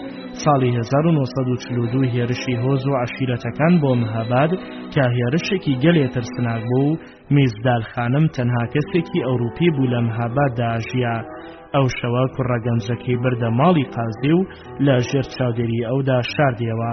پاش ماوەیەک دۆستە ڕووسەکانی قازی دەستیان وەردایە ناوچەکە و دەسەڵاتیان بەسەرداگرت. ڕەفتاری قازی لەگەڵ دۆستە ئەوروپی و ئەمریکیەکانی گەلێ بەوریاییەوە بوو. پاش ئەوەی ناوچەکە بەهۆی لە نێو دەرچوونی هێزی ئێران و دەرچوونی هێزی ڕووسەکان بۆشاییەک پەیدا بوو، دەسەڵات کەوتە ژێر دەستی کەسێک کە لە هەموو ڕوویەکەوە شایستگی ئاگاداری ناوچەکە بوو. ئەیتوانی کێشەکانی ناوشار چارەسەر بکا و ڕوبەڕووی ئێل و هۆزە فەرهودکەرەکانیش بوەستێ. براگەنجەکەی قازی محەممەد ئەبوو قاسمی سەدری قازی کە خوێندنی سەرەتایی تەواو کردبوو، کەسێکی گەلێ دانا و ڕووخۆش بوو. ڕەفتاری لەگەڵ خەڵکیدا گەرم و پڕ خۆشەویستی بوو. لە سەردەمی گەنجێتیدا لە بنەماڵەیەکی گەلێ بەڕێز ژنی خواستە بوو. ڕەفیقاتی گەلێ خۆشیان دەویست. خەڵکی شاریش ڕێزی تایبەتیان بۆی هەبوو. لە ساڵی 1943 کاندیدی هەڵبژێردراوی شاری مەهاباد بوو لە پەرلەمان. لاپەر لە کوردستانەوە راپۆرت گەیشتە تاران کە سەدری قازی لەگەڵ چەند نمایندەیەکی توودە و ڕووسیەکان کە لە ئەزەربایجاندا بوون دیداریان کردووە و دەستی هاوکاریان بۆ یەک درێژ کردووە. هەڵاترسناکەکەی سەدری قازی لەوەدا بوو کە لە پەرلەماندا بە توندی هێرشی بردبووە سەر سوپای ئێران و هەروەها پشتگیری حزبی تودەیشی کردبوو. ئەمیش بۆ هۆی ئەوەی هێزی زیاتر ببەخشێتە ئەو راپۆرتەی کە لە کوردستانەوە لە سەریان نووسی بوو. سێمین کەس لە بنەماڵەی قازی کە بە دەستپێکردنی حکوومەت سەرکەوت و بە کۆتایی هاتنیشی کەوت ئامۆزاکەی محەممەد حسێنی سەیفی قازی بوو. باوکی ئەبوو حەسەن سەیفی قازی نازناوی سەیفی قازاتی هەبوو، بەواتای شمشێر یان هێزی قازیەکانە. سەیفی قوزاتی خوا لێخۆش بوو لە ئەدیب و شاعیرە ناودارەکانی کوردەژمێرێ. لە ساڵی 1945دا محەممەد حسێنی سەیفی قازی نزیکەی 42 ساڵ تەمەنی هەبوو. گەلێ قەڵە و کەتا لە دەڤەری نزیک میاندووە و خاوەنی 6 دەی گەورە و چاک بوو. مەشروبخۆرێکی بێڕەزا و عەجایب بوو. هەمیشە بەدەم ئێشی گەدە و ناوسکیەوە دەتلایەوە. لە بەرقەڵەوی هەمیشە دەچووە لای پزیشک تا فرسەتی وەدەسێنا و 2 جار سەفەری باکۆی کرد. پاش ئەم 2 سەفەرە بەرەو چارەنووسی جەرگ بڕ و دڵپەزێنی خۆی ڕووە و مەهاباد گەڕایەوە.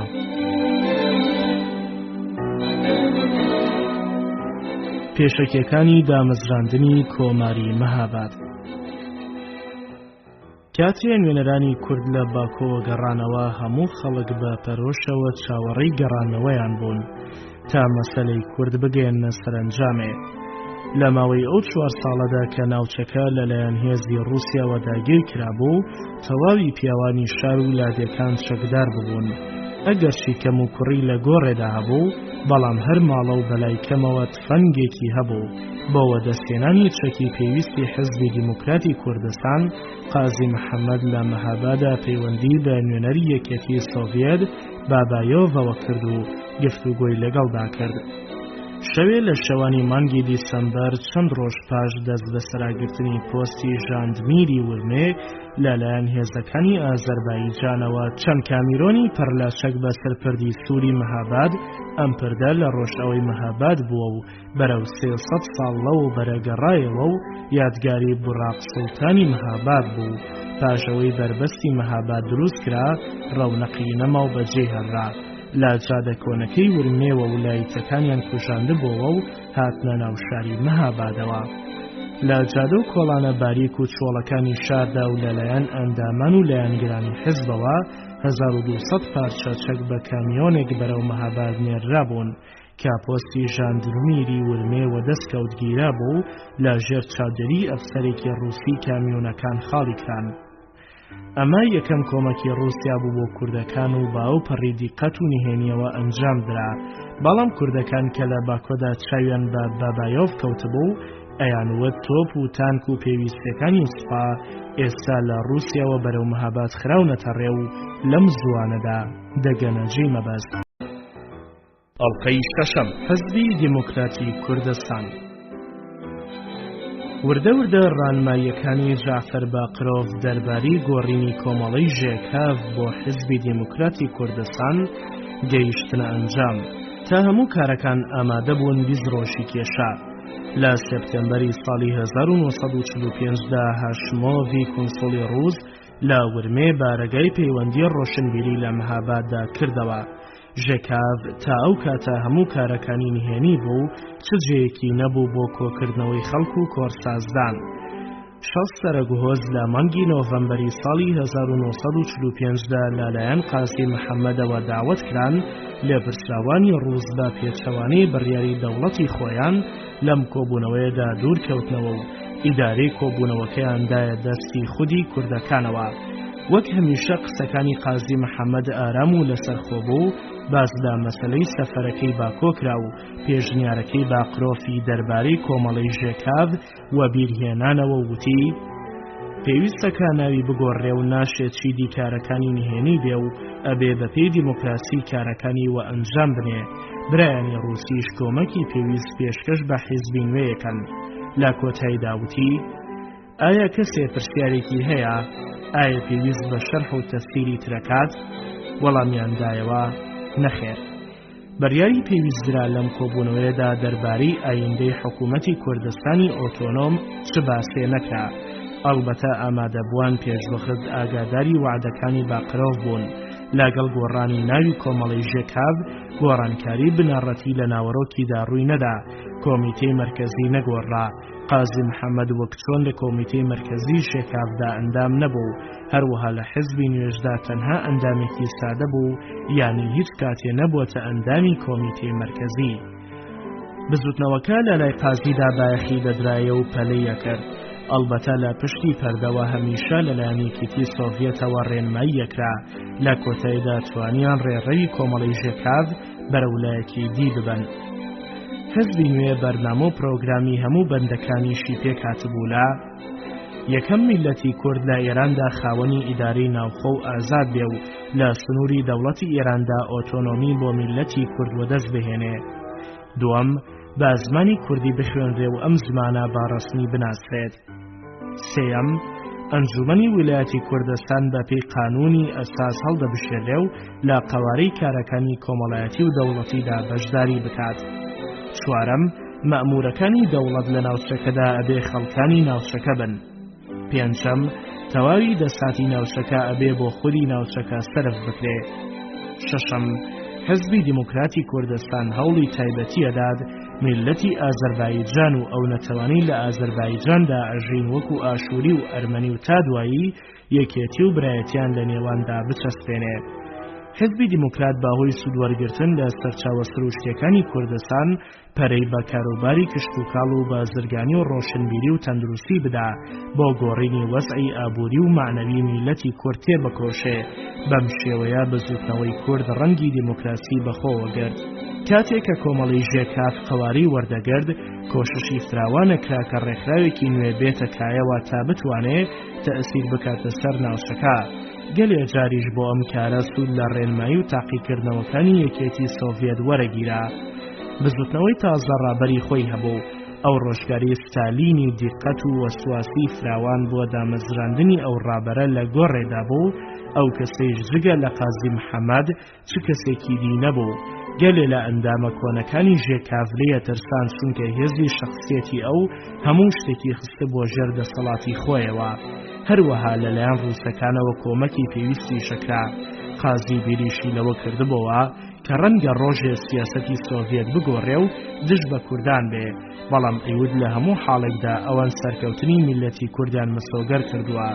لە تەواوی ماوەی دەسەڵاتی سۆڤیەت بەسەر کوردستاندا قازی وەک کوردێکی ناسیۆنالیستی، بەڵام هەندێ بەدڵسەختی توانی زۆربەی خەڵک لە یەک ڕیزدا ساز بدا، جگە لە چەند کەسێکی هاوناوچەی خۆی نەبێ کە ژمارەیان لە 50 زیاتر نەبوون. یەکێ لەو کەسانی کە دوودڵ بوو کەسێکی ناسراوی ئێلی دەهبەکەری بۆتان بوو بە ناوی قاسم ئاغای ئیلخانی زادا، نۆبراو داوەتەکەی ژەنەراڵ ئاتاکشی ئیف کە بۆ باکۆ داوەتی کردبوون لەبەر ئەوە قبوڵ کرد بەڵکو بتوانێت کارێ بکات جێپەی کوردان قایم بکا و سوودێکیش لەوانەوە بۆ کوردەکانەوە دەست بێنێ. ئەو لەوێدا بەم شێوەیە دەستنیشانی کردبوو کە ئامانجی سەرەکی باقرۆڤ ئەوەیە کە ناوچەکە لە ئێراندا بڕێوبیداتە دەمی سۆڤیەتەوە، ئەوەی کە بە ناڕێکیش لە مێشکاندا چەستی بوو مافی میلەتی کووردا. قاسم ئاغا لە بۆکاندا چاوی بە کاک حەمزەی نەڵاسکەوت، ئەویشی بەدگومان کرد. کاتێکە قاسم ئاغا لە باکۆ گەڕایەوە لە بری ئەوەی بچێتە مەهاباد و جێیەک بۆ خۆی بکاتەوە، کەچی چووە تەورێز و چەند هەفتەیەک لەوێ مایەوە. کاری کردە سەر چەند کەسێ و دوودڵی کردن. لە کۆتاییشدا ئەو کاری بۆ هۆی ئەوەی سەرانی دیدەهبەکەری پەیوەندی بە سەرلەشکر هومایۆنی فەرماندەی سوپای ئێران بەشی کۆماری کوردستانەوە بکەن. هەر لەو دەمەدا کەسانێکی زۆر لە مەهاباددا بەرامبەر بە قاسم ئاغا بەدبین بوون. بەشێ لە هێزەکانی ڕووس لە ئەوروپادا سەرکەوتنی شیوەدەستێنا بوو. ئەم کاریش کاری کردە سەر هێزەکانی ڕووسیا کە لە باکووری ڕۆژئەوەی ئێراندا بوون. هەموو لێپرسراوەکانی ڕووسدە و باوەڕەدا بوون قەناعەت بە کوردە سەرپێچیکەرەکان بێنن کە بەبێ کۆمەکی یەکێتی سۆڤیەت هەرگیز کوردە ئازادی وەدەست ناهێنێ و بەبێ چاودێری ئەوان هەموو جۆرە کۆششێک شکستێنێ.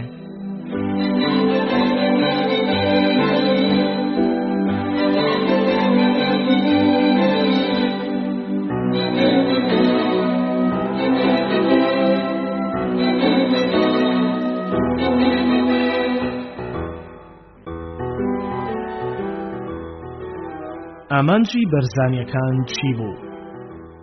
ماوەیەکی کەم پاشگەڕانەوەی نوێنەرانی کورد لە باکۆ مەلا مستەفا لەگەڵ کۆمەڵە چەکدارێ لە کێوەکانی شنەوە هاتە خوارێ و لە نێوان ناوچەی قەرەپاپاق بە تەنیشگوندی قوم قەلعاکە کەوێتە 10 کیلۆمەتری جادەی مەهابادەوە هاتن.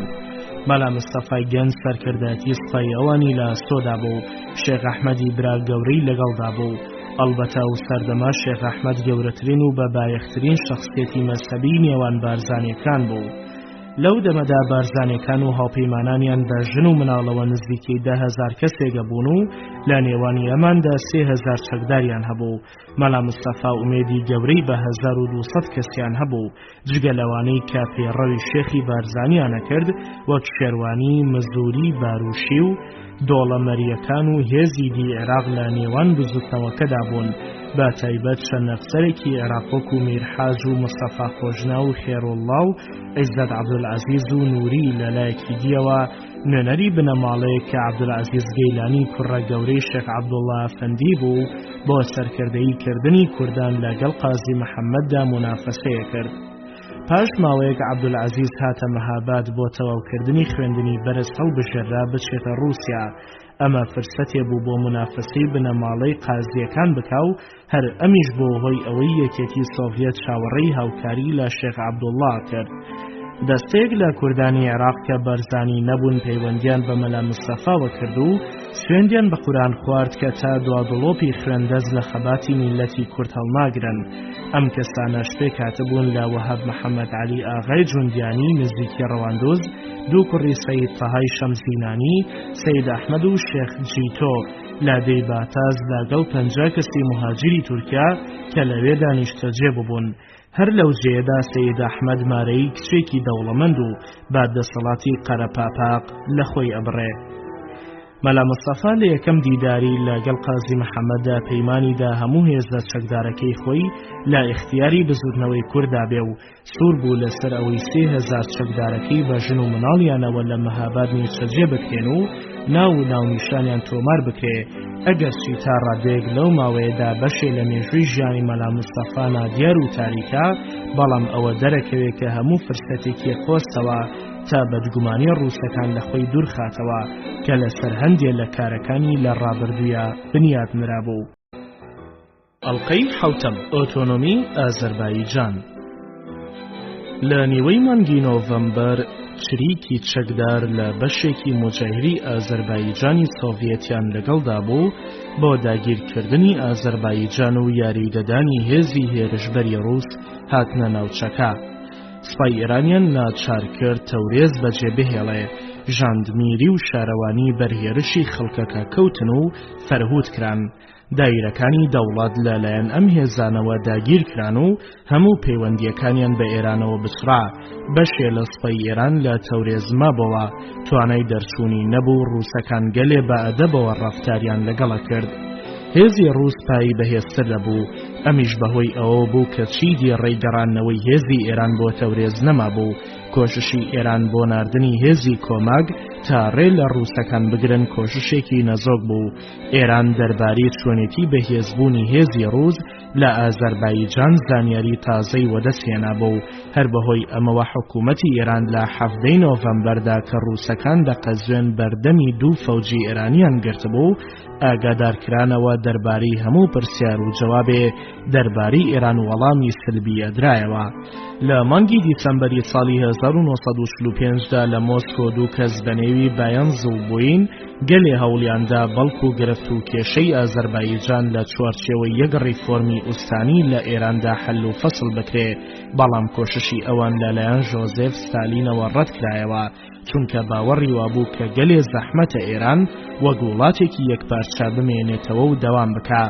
چەند چاوتیش بین لەو ماوەیەدا بە دووی مەسەلەی کوردستانەوە بوون و گەلێ مەسەلەی ئازەربایجان کە بێگومان زادەیەکی ناشەرعی کوردستان بوو بەراوردیە کرد. یەکەم وعدێکە ڕووسەکان لە باکۆدا بوویان لە مانگی نۆڤەمبەردا بەناردنی ماشینێکی چاپ ئەنجام درا. گەلێکیش تاکید لەسەرەوە کرا کە ئەبێ ئەم کارە بەنهێنی ئەنجام بدرێ. لە پێشدا وەسڵ فاتورەی فرۆشتن ئامادە کرا و نووسرا کە نرخی 100,000 تمەنە و نزیکەی 2,000 دۆلارە کە ئەم پارەیەش دراوەتە ڕووسەکان. هەرکە ئەو ماشێنی چاپە گەیشتە جێ بڵاوکراوەی کوردی وەک کوردستان چاپ و بڵاو کرایەوە و ژێرخانی بزوتنەوە و ژێرخانی حزبی تازە ڕۆژ بە ڕۆژ بەرجەستە و مەحکەمتر دەبوو. جعفەری پیشەوەری و هاوکارە ڕووسەکانی لە تەورێزدا ئامادە بوون. لە ڕۆژی 12 دیسەمبەر ئەنجومەنی میلی وستان بە بەشداری 101 نوێنەر کە لەلایەن حزبی فرقەی دیموکراتی ئازەربایجان دامەزرابوون دەستیان بەکار کرد. بە شێوەیەکی زانستی و مەنتەقی باسی مەسەلەکە کرا کە مەسەلەی جوداخوازی و ئیستیقلال نییە، بەڵکو تەنها ئۆتۆنۆمیە لە چوارچێوەی ئێراندایە و هەروەک چۆن لە قانونی ئەساسی ئێراندا دەستنیشان کراوە کە بێ لە هەر ناوچەیەک ئەنجومەنی ویلایەت هەڵبژێرێ و کارەکان بگرێتە دەست. مۆڵگدارەکان دڵنیاکران کە نابێ بترسن، بەڵام لە هەمان ئەنجومەندا چەند کارێکی شۆڕشگێڕی کرا وەک خۆماڵیکردنی بانقەکان و دابەشکردنی زەوی و ناسینی زمانی تورکی بە زمانی ڕسمی لە قوتابخانە و دایرەکاندا. لێپرساوانی ڕووس هەوڵیان ئەدا ئەم مەسەلەیە بە بچکۆلەتر لە ئەندازەی واقعی خۆی نیشان بدەن. جارجارەش بە پێچەوانی ویستی ئەنجومەن قسانیان دەکرد، لە کۆتاییشدا نە پێشنیازی چاک و نە بڕیاریان نەدا. بە پێی ڕێنمایی لێپرساوانی ڕووس قازی محەممەد لیژنەیەکی 5 نەفەری بە ناوی نوێنەرانی حزبی دیموکرات هەڵبژارد و بەرەو تەورێزی ناردن تا بەشداری کارەکانی ئەنجومەن بکەن. ئەو 5 کەسە ژەمانە بوون: ئامۆزای قازی سەیفی قازی، حاجی مستەفای داودی، مەنافی کەریمی، کەریمی ئەحمەدین، وەهابی بلووریان لە تەورێزدا پێشوازی لەم 5 کەسە نەکرد بە نێوی نوێنەرانی کوردستانی ئازاد و مستەقیل، بەڵکو تەنها بە نێوی نوێنەرانی بەشێ لە ئازەربایجان قبوڵ کران. بەشداران لەو دانیشتنەدا چ مافێکیان هەبوو هەر هەمان مافیش بۆ ئەوان دەستنیشان کرا. ئەوانی شەرزوو پێیان بەوە برد کە لە ژێرسایی دەسەڵاتی نوێدا ئەمان تەنها توانن ئەنجومەنی شارێک بن، ئەویش کەم دەسەڵاتتر لە ئەنجومەنی میلی ئازەربایجان و دەبێ لە ژێر دەسەڵات و چاودێری ئەوانیشدا بن. ئەگەرچی کوردەکان بەم پێشبینیان دەکرد کە ئازەربایجانی دراوسەیان ئەم جۆرە مانۆڕاکات، بەڵام لەبەر خاتری هاوڕێیانی ڕووس و بۆ ئەوەی سەرپێچیش نەکەن، هەر کاتێ بگوترا با نوێنەرتان بۆ تەورێز بنێرن دووبارە نمایندەیان دەنارد. پاش 3 جار بەشداربوون لە کۆبوونەوەکانی ئەنجومەنی میلی ئازەربایجان لە تەورێز، 5 کەسە نوێنەرەکان بەرەو مەهاباد گەڕانەوە تا بێزاری خۆیان لەمڕۆوە دەرببڕن. ئۆتۆنۆمی کوردستان. لە باکۆدا باقرۆف قەولی قەتعیدا بوو خۆشی بە بەرپرسیار دەزانی بۆ ئەوەی ئۆتۆنۆمی بۆ کوردستان مستەوگەر بکە، نەش دەکرا ئەم جۆرە کارە تا ماوەیەکی نادیاری بە مۆلەقی بمێنێتەوە. تا ئەو کاتە قازی بەرامبەر بە خواستی ڕاوێژکارانی ڕووسکە سەرنج و تێبینیان بۆ ئایندەی کوردستان گەلێ زەروری بوو، بە وریاییەوە ڕەفتاری ئەکرد و ئەمڕۆ سبەی لەگەڵداکردن. بەڵام ڕۆژی 7 دیسەمبەر هەست کەوتە سەر وریابوون و ئایندەی کوردستان دەستی بەسەر هەموو شتێکدا گرت. کۆبوونەوەی ئەندامانی حیزب بووە کۆڕەوێکی گەورە و بەرامبەر بە ئیدارەی دادگەری عەدل کە دوانیشانی دەسەڵاتی دەوڵەت بوو لە مەهاباد، خەڵکەکە داوایان نەکرا و دایرەیە بسووتێنرێ، بەڵام لەبەر ئەوەی موعتەدیلەکان دەسەڵاتیان بەسەر وەزعدا هەبوو ئەم کارە نەدەکرا. بەڵام گەلێ دەستڕێژی هەوایی دەکران، لە سەربانی ئەو دایرەیەدا ئاڵای کوردستان بەرز کرایەوە. لە کۆتایی مانگی دیسەمبەر قازی محەممەد و نوێنەری بەرەو تەورێز نارد لەگەڵ کۆنسڵی بەریتانیا گفتوگۆ بکەن و هەلومەرجی پێویست بەدەست بێنن. لە کۆتایی مانگی دیسەمبەر قازی محەممەد و نوێنەری بەرەو تەورێز نارد تا لەگەڵ کۆنسڵی بەریتانیا گفتوگۆ بکەن و هەلومەرجی پێویست بەدەست بهێنن تا لە ئایندەدا دەستگا بەڵندپایەکانی بەریتانیا وڵاتانی دی گەوری ڕۆژئاوا پەیوەندیان بە ڕەسمی و ئازاد لەگەڵ کوردستاندا ببێ. ئەو دوو نوێنەرەیش عەبدوڕەحمانی زەبیحی و عەلی ڕێحانی بوون. باپی سەرنج و تێبینی نوێنەرەکان وەڵامی کۆنسڵی بەریتانیا نادیار و جێچی ئومێدیە نەبوو. قازی خۆی بەرەو تەورێز چوو تا لەوێدا لەگەڵ پیشەوەری و مەسئولەکانی ڕووس دەربارەی ئامانج و ئارەزووی خەڵکی کوردستان گفتوگۆ بکە. کاتێک کە بەرەو مەهاباد گەڕایەوە، ماوەیەک خەریکی لێکۆڵینەوەی بیر و بۆچوونی خەڵک بوو تا ڕادەیەک فەرمانڕەواییەکەی لەنێو بزوتنەوەی میلیدا کەم بووە. بە شێوەیەکی نهێنیش خۆی بۆ ڕۆژی 22 جانیوەری ساڵی 1946 ئامادە کرد کە دەبا لەو ڕۆژەدا بە ڕەسمی ئیعلانی ئۆتۆنۆمی کوردان بکە.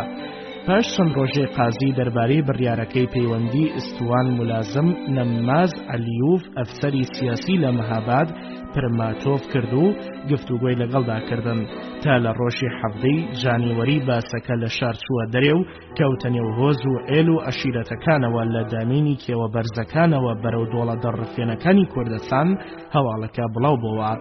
ئامادە بن کۆڕەوێکی مەزن و مێژووی لە ڕۆژی 22 جانیوەری لە مەیدانی چوارچرای مەهاباد سازەدرێ. ڕۆژێ بەر لە 22 جانیوەری چەند کەسانی لە گەورەترین مزگەوتی شاردا کۆبوونەوە دەربارەی ئۆتۆنۆمی کوردان و بەرنامە و پرۆگرامی ڕۆژی داهاتویان دایە بەر سەرنج و لێکۆڵینەوە و ڕاگۆڕینەوە. کۆمار لە 22 جانیوەری ساڵی 1946 قەوارە وەرەگرێ. هەرچەندە ڕۆژی پێشوو بەفرەباری، بەڵام بەربەیانی ڕۆژی 22 جانیوەری هەوا خۆش و هەتا و دیار بوو وەگەوەی بڵێ سروش لەگەڵ خەڵکیدا هاوبەشی خۆشیەکات. خەڵکێکی زۆر لە مەیدانی چوارچرادا ئامادە بوون. دوو شەقامی گەورە و سەرەکی شار بە ئاڵای کوردستان ڕازا بوونەوە. لە نێو ئەو کۆمەڵە شەڕەی خەڵکدا هەندێک کەس بە ڕێکوپێکی و لە دووری 100 مەتری ماڵی قازی کە ئەیڕوانیە شاری مەهاباد لە نزیکی سەکۆیەکدا کە لە بەشی باکووری ڕۆژئاوای مەیدانە دامەزرا بوو وەستا بوون. لە پێشدا کۆمەڵێ مناڵ کوڕ و کەس با پۆشاکی جوان و ڕەنگاوڕەنگەوە وەستا بوون. ژنانیش لە سەربان و لە پشتی پەنجەرەکانەوە سەیریانە کرد. ئەمیش نیشانەی ئەوە بوو کە ژنان لە مەسەلەکەوە دوور بوون.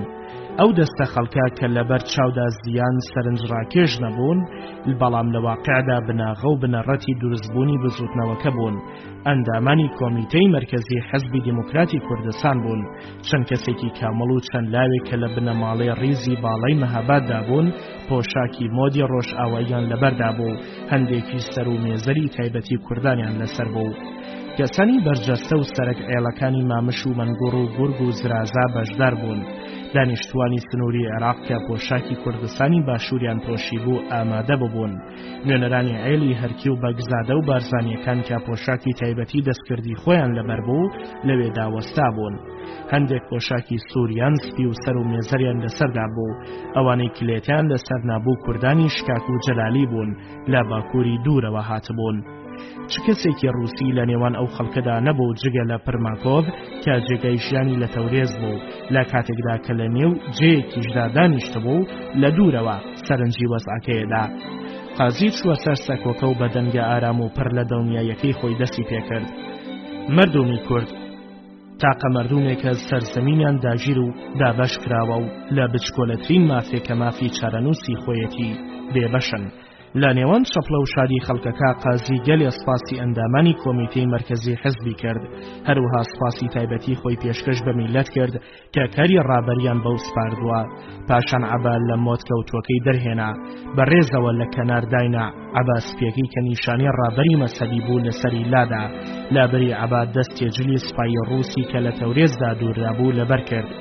ئەگەرچی پێویستیە کرد کڵاوی سوپایی لەسەر بکا، بەڵام لەلایەن هەندێک لە دۆستانەوە بە تایبەتی جەنابی مەلا عەبدوڵڵای مودەڕیس فتوادرا ئەمامەی سپی لەسەرنێ ئەویش سەبارەت بەوەی ڕابەری مەسەبی شا قازیش قبوڵی کرد. قازی ئەو پۆشاکی تەنها ئەو ڕۆژە پۆشی. پاشان ئەو جۆرە پۆشاکە هەڵبژێرا بە پۆشاکی سوپایی و زۆربەی سەران و مەسئولان ئایان پۆشی. گفتارەکەی قازی لە چارەکە سەعاتێ زیاتر درێژەی نەکێشا، بەڵام لەو ماوەیەدا لە لابەلای قسەکانیان سوپاسگوزاری هەموو جۆرە کۆمەکێکی مادی و معنەوی یەکێتی سۆڤیەتی کرد و هەروەها بە بۆنەی و بەدەستهێنانی ماڤ پیرۆزبایی لە براکانی ئازەربایجانی کرد و ئەوەی دووپات کردەوە کە ئەبێ زیاتر ئاگایان لە یەکدی بێ. هەرکە قازی لەسەر سەکۆکە هاتە خوارێ 300 کەسی تفەنگچی شادی خۆیان بەوە دەربڕی تەقەی هەواییان دەکرد و هەر کەسە و 5 فیشەکی تەقاند، بەڵام لەپڕ مەسەلەیەک هاتە پێشەوە خەریک بۆ ئەو شادیە بکاتە ناخۆشی. کاتێ قازی لە سەروی جێگاکەتا بوو کۆمەڵێک لە سەرگوەز و عەشیرەتە گەورەکانی شار و دەوروبەر پیرۆزباییان لێ کرد.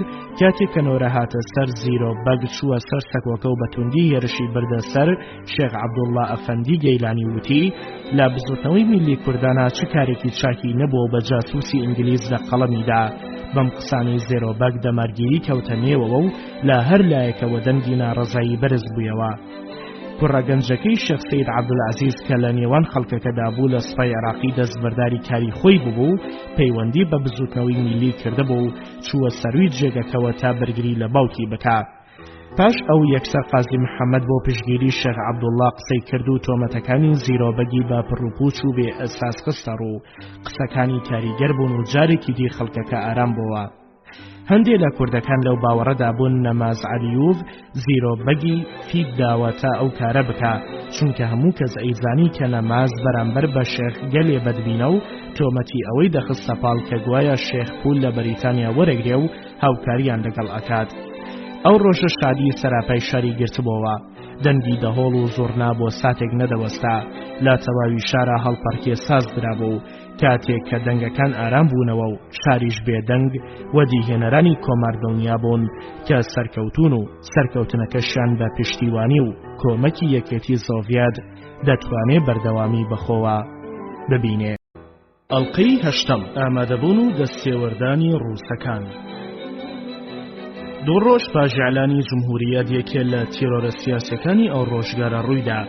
لە مانگی دیسەمبەردا دەسەڵات لە ئۆتۆنۆمی خواهەکانی ئازەربایجان وەرگیرەبەوە و حزبی کۆمۆنیست ڕکابەری چاک و لە بەرچاوی نهێنی و جاسووسەکان لە هەموو شوێنێکدا بۆ سەیاندانە بوو، نەوەک هێزە کۆنەپەرستەکان دەزوەردنەکاری چەبڕەوان.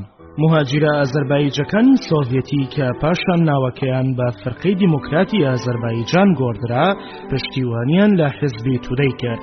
ئەو کاتە زۆربەی زەمیندار و دەوڵەمەندەکانی تەورێز چووبوونە تاران. لە شاری مەهابادا ئەگەرچی شۆڕشی کۆمەڵایەتی قەواری وەرنەگرتبوو، گەرم و گوڕی بۆ دابەشکردنی زەوی لە گۆڕێدا بوو. ڕانماییەکانی کۆمۆنیستی پشتگوێ خرابوو، پۆلیسی نهێنی نەبوو. لەگەڵ ئەم هەموو شتەشدا مەیل و ئارەزوو بۆ ڕووسەکان نەبوو. ئەم حاڵەتەش دەسەڵاتدارانی ناوچەکە هێنا بویانەکایەوە، ئەویش هەر بۆ ئەوەی بە ڕووسەکانی نیشان بدەن کە تا چ ڕادەیە گوێبیستی فەرمانەکانی ئەوانن.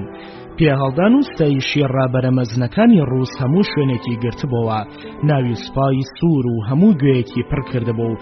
وێنەکانی ستاین لەسەر یەک پارچە چابەکران و لە دائیرە و ماڵەکاندا هەڵدەوەسترا و لە ڕۆژی 24 کانونی دووەمان نەقیب نەماز عەلیوف ئاگاداری قازی محەممەدی کردەوە. کەیەکێ لە کوردەکان بە ناوی غەفوری مەحموودیان کە نوێنەری ڕادیۆفرۆشی ساختی سۆڤیەت و مەتجەر بوو، لە ورمێ و تەورێز هەروەها نمایندەی فرۆشتنی قەند و شەکری دەوڵەتی ئێرانی لە مەهابەد لە ئەستۆگرت بوو، بووەتە مەئموورێکی دووسەرا لا یەککاردا بۆ ڕووس و ئێرانی شکارەکە. پێشنیاری ئەوەی کرد کەسێکی ئاوەها خەتەر دەبێ لەناو ببرێ.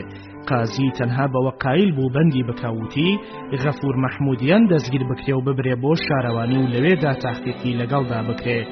3 پۆلیس ئەویان دەستگیر کرد لە ڕێدا و لە کۆڵانی جوولەکەکانی مەهابادەی کوژن. ئەم کارە ڕووداوێکی ئیستیسنائی بوو. بە پێی قسەی زۆربەی لێپرسراوان لە تەواوی تەمەنی کۆماردا ئەوە تەنها یەکەم تێرۆر بووە. پاش ئەم کارە ڕووسەکان ڕێیان لە دەوڵەمەندبوونی هەندێ لە مەسئولە کوردەکان گرت، نەیانەهێش بە دڵخوازی خۆیان کار بکەن. ڕووسەکان بۆ ئەوەی بتوانن دەسەڵاتی تەواو بە سەروەسعەکەدا بگرن لە ئازەربایجان و لە کوردستانیشا، دەستێکی هەڵبژاردەی سوپایی و غەیرە سوپایی خۆیان نارد تا چاودێری و بەشداری هەموو کارێک بکەن. ئەڵبەتە ئەبێ ئەوە بخرێتە ڕوو کە یەکەم سەفەری نوێنەرانی کورد بۆ باکۆ لە ساڵی 1940دا بوو. لە زۆربەی کۆبوونەوەکاندا ئەفسەرانی سوپای ڕووسی بەشداریانە کرد. لە نێوان ئەواندا بێناوی ژەنەڕاڵ سەلیم ئەکتاشیۆڤ ببرێ، ناوبراو لە تەواوی ئەو ماوەی ڕووسەکان دەسەڵاتیان بەسەر ئازەربایجاندا هەبوو، ئەمەی بە باڵاترین کاری سیاسی لە قەڵەم ئەدا. یەکێکی دی زیرەکانە نێوی سەرهەنگە سلانۆڤ بوو کە خۆی لە کوردەکانی ڕووس بوو لەگەڵ کوردەکانی ئێرانیشدا پەیوەندی هەبوو. یەکێکی دیان مستەفاۆڤ بوو کە پەیوەندی لەگەڵ کۆنسڵگەری لاورمێدا هەبوو. لەگەڵ یەکەم کۆبوونەوەی نوێنەرانی کورد لە باکۆ ئامادە بوو. ئەم دوو ئەفسەرەی دوایی ماوەیەکی زۆر لە ساڵی 1945دا لە ناوچەکە نەمانەوە، هەرکە نەخشەکانی یەکێتی سۆڤیەت دەربارەی مەسەلەی کوردستان و ئازەربایجان چی خۆی کرد، ناوچەکەیان جێهێشت. لە ساڵی 1945دا ژەنەڕاڵ ئەکتاشیۆڤ لە تەورێزدا گەورەترین مەنسەبی هەبوو تا ساڵی 1946 کە سوپای ڕووسیا ئازەربایجانی جێهێشت، هەر لەسەر هەمان مەنسەب مابەوە و ئەکتاشیۆڤ خۆی خەڵکی باکۆی ئازەربایجان بوو. تەمەنی نزیک بە 50 ساڵە بوو. زۆربەی کات پۆشاکی غەیرە سوپایی دەپۆشی. کوردانی هاوڕێی ئەویان بە پیاوێکی زرنگەزانی. زۆربەی ڕۆژەکانیش بەر لە نیوەڕۆ بە ئۆتۆمۆبیلە هاتە مەهاباد، هەر هەمان ڕۆژیش بەرەو تەورێزە گەڕایەوە. کە کوردان تووشی گرفتێ هاتبان بە پێویستیان زانی با کە ڕووسەکان ئاگادار بکەنەوە، دەچوونە تەورێز و چاویان بە ئەکتاشیۆڤ یا بە مەسئولانی خواروی ئەو ئەکەوت و گرفتەکان خستە ڕوو. پزیشکێکی کامل لە خستەخانەی ڕووسەکان کە لە شەقامی پەهلەوی و نزیک بە باخی گوڵستان بوو، ناوی سەمەدۆڤ بوو. ژنە جوان و گەنجەکەشی پزیشکی چاو بوو. پزیشکێکی دیش بە ناوی قولیۆڤ بوو، دۆست و هاوکاری نزیکی سەمەدۆڤ بوو کە جارێ جار بەجار کاری یا گرفتێ بەهاتبایەتە پێشێ. سەمەدۆڤ ئەم لە بری ئەوە کارەیە کرد. سەمەدۆڤ کارەکانی بە سادەییەوە وەرەگرت، خودی خۆی وەڵامی هەموو ئەو پرسیارەکانیەدایەوە، هەروەها دەربارەی هەر کارێک بچووبانە لای دەست بەجێوە ئەنجامیە دەهێنا. هەر کارێکیش لە ژوور دەسەڵاتی خۆیدا با ئاگاداری ئەکتاشیۆڤیە کردەوە. ئەمیش مەسەلەکەی بە باکۆ یا بە مۆسکۆ گەیاند. ئەم کەسا تا دواتەمەنی حکوومەتی ئازەربایجان لە نەخۆشخانەدا مژوڵی کار بوو. لێپرسراوانی نمایندەی سیاسەتی سۆڤیەت و کوردەکان لە ورمێ کەسێ بوو بە ناوی هاشمۆڤ کە لە تورکەکانی ئازەربایجانی سۆڤیەت بوو. پیاوێکی کامل و بەڕێک و پێک و بەردەوام پەیوەندی لەگەڵ کۆنسڵگەری ڕووسیادا هەبوو. بەر لە ئێلانکردنی حکوومەتی ئۆتۆنۆمی لە ئازەربایجان هاتە ئێران و تا لە نێوچوونی جمهوریەت لە ورمێدا دانیشت.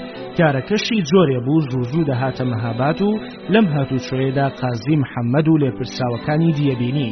وەک ئەڵێن هاشمۆڤ کابرایەکی بەشن بڵند و تند و مەند بوو. شارەزایی لە سەرگوزەشتەی ناودارانی کورد هەبوو. دەربارەی عێل و هۆز و عەشیرەتەکانی کورد شارەزاییەکی فراوانی هەبوو. گومانیش لەوە دەکرێت تا ساڵی 1946 ئەو کەسەی سیاسەتی سۆڤیەتی دەربارەی کوردە خستە گەڕووکاری پێکرد و بەرنامەی بۆ داڕشت خودی هاشمۆڤ بوو. ئەو کەسەی کە تەئسیری فراوانی لە مەهاباددا هەبوو سەروان واتە نەقیب سەلاحەدین کاڤمۆڤ بوو کە لە نێو خەڵکی شاردا بە نێوی کاکە ئاغا ناوبانگی دەرکردبوو. لە ساڵی 1946دا ئەویان بە نێوی ڕاهنمایی سوپایی ناردە مەهاباد وەک ئەفسەرێکی زرنگ و پڕ لە ئەنژەری لە نێوان خەڵکدا ناسرا. خەڵکی ئازەربایجانی سۆڤیەت بوو. سەبارەت بەوەی زمانی تورکی ئەزانی پەیوەندی لەگەڵ زۆربەی خەڵکی شاردا هەبوو گفتوگۆی لەگەڵەکردن. دو ئەفسەرێکیش بووە کە لە مانگی شوباتا نێردرایە مەهاباد و تا کۆتایی تەمەنی کۆماری مەهاباد لەوێدا مایەوە. پاش لە نێوچوونی حکوومەتیش پەیوەندی بە کۆنسوڵگەری ڕووس لە ورمێ کرد.